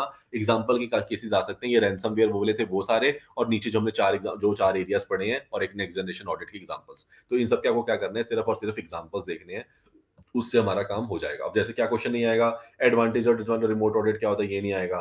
ठीक है ना, जैसे ये आ गया, what does the cyber risk explain with सब एग्जांपल, ऐसा आ सकता है। ठीक है, तो हमारे को कहीं ना कहीं इन वाले एरियाज वाले क्वेश्चन में फोकस करना है, ऐसे सीधे क्वेश्चन में फोकस नहीं करना। एडवांटेज चैलेंज और डिजिटली ऑडिट ऐसा नहीं आएगा। ठीक है, ये एमआईएस वाला क्वेश्चन अच्छा है, इसको देख लेना। ठीक है ना, क्योंकि यहाँ पे क्या बोल रहा है, you going to briefly discuss the meaning of the data analytics and example of such data analysis techniques. अब ये देखो ऐसा क्वेश्चन बनता है कि डेटा एनालिटिक्स बताओ क्या होता है, और सच एग्जांपल बता दो, सच डेटा एनालिटिक्स टेक्निक से कौन कौन से एग्जांपल्स हैं। तो वहां पे बहुत टाइम फ्रेम बेस पे चलना। ठीक है ना, डेटा एनालिटिक्स 2 से 3 लाइनों में एक्सप्लेन करना है, और एग्जांपल्स के नाम देने हैं। अगर 4 नंबर का क्वेश्चन है, बस एक एक डेटेड लाइन में उसको पूरा का पूरा लिखा हो, हेडिंग्स बनाने की जरूरत नहीं है, बस बताओ क्या है, किसके बारे में आप क्या एग्जांपल दे रहे हो, एग्जांपल क्या करता है बस। अगर आपको लगता है नहीं है, उतना भी नहीं है, ज्यादा नहीं आता, सिंपल बस क्या करो, 6 अगर 4 या 5 नाम याद है एग्जांपल के, बस वो लिखाओ, बाकी आगे बढ़ जाओ आंसर के अंदर, आपको 2 से 3 नंबर फिर भी मिल जाएंगे। ठीक है, तो ज्यादा घुसने की जरूरत नहीं है उसके अंदर, एग्जांपल्स की सिर्फ हेडिंग भी दोगे तो भी चलेगा।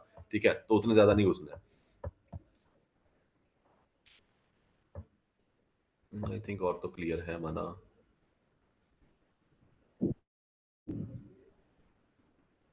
देखो जैसे कि आरपीए, अब आरपीए के ऊपर क्वेश्चन आ सकता है कि RPA can be used to streamline hiring process in a company, the tentative steps क्या रहेंगे। तो ऐसे वाले क्वेश्चंस की हाईली एक्सपेक्टेशन है मुझे, जो पेपर में वो देखने को मिल सकती है। अभी आ रहा है, एक बार देख लेना, ये भी जो मैं दिखा रहा हूँ क्वेश्चन नंबर 3 है।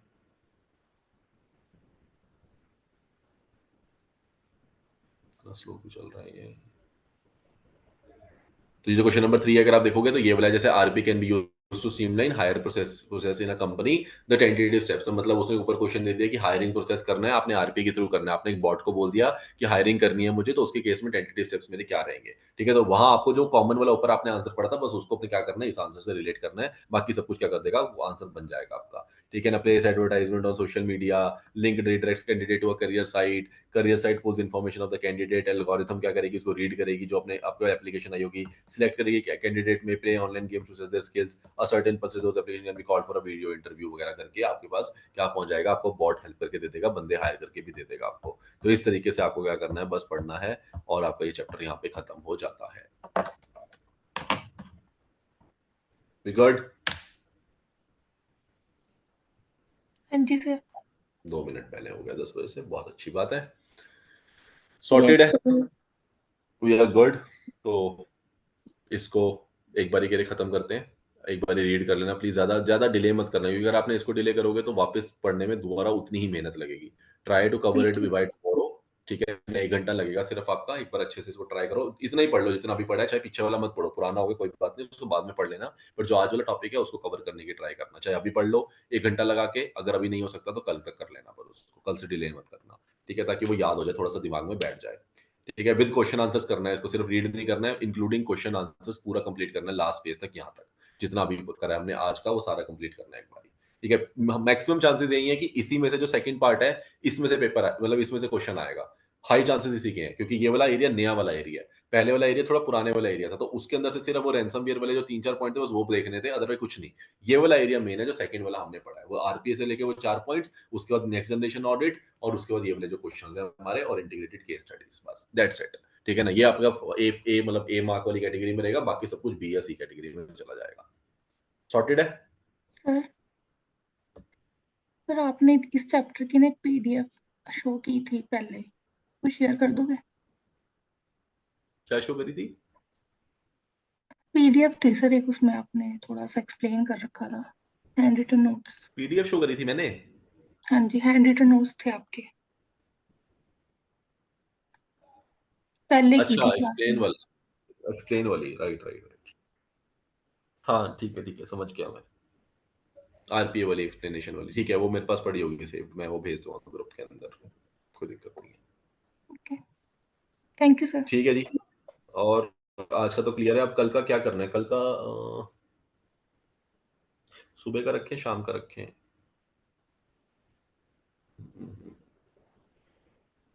किसी भी मॉर्निंग ही टाइम ठीक है सर। मॉर्निंग रखें?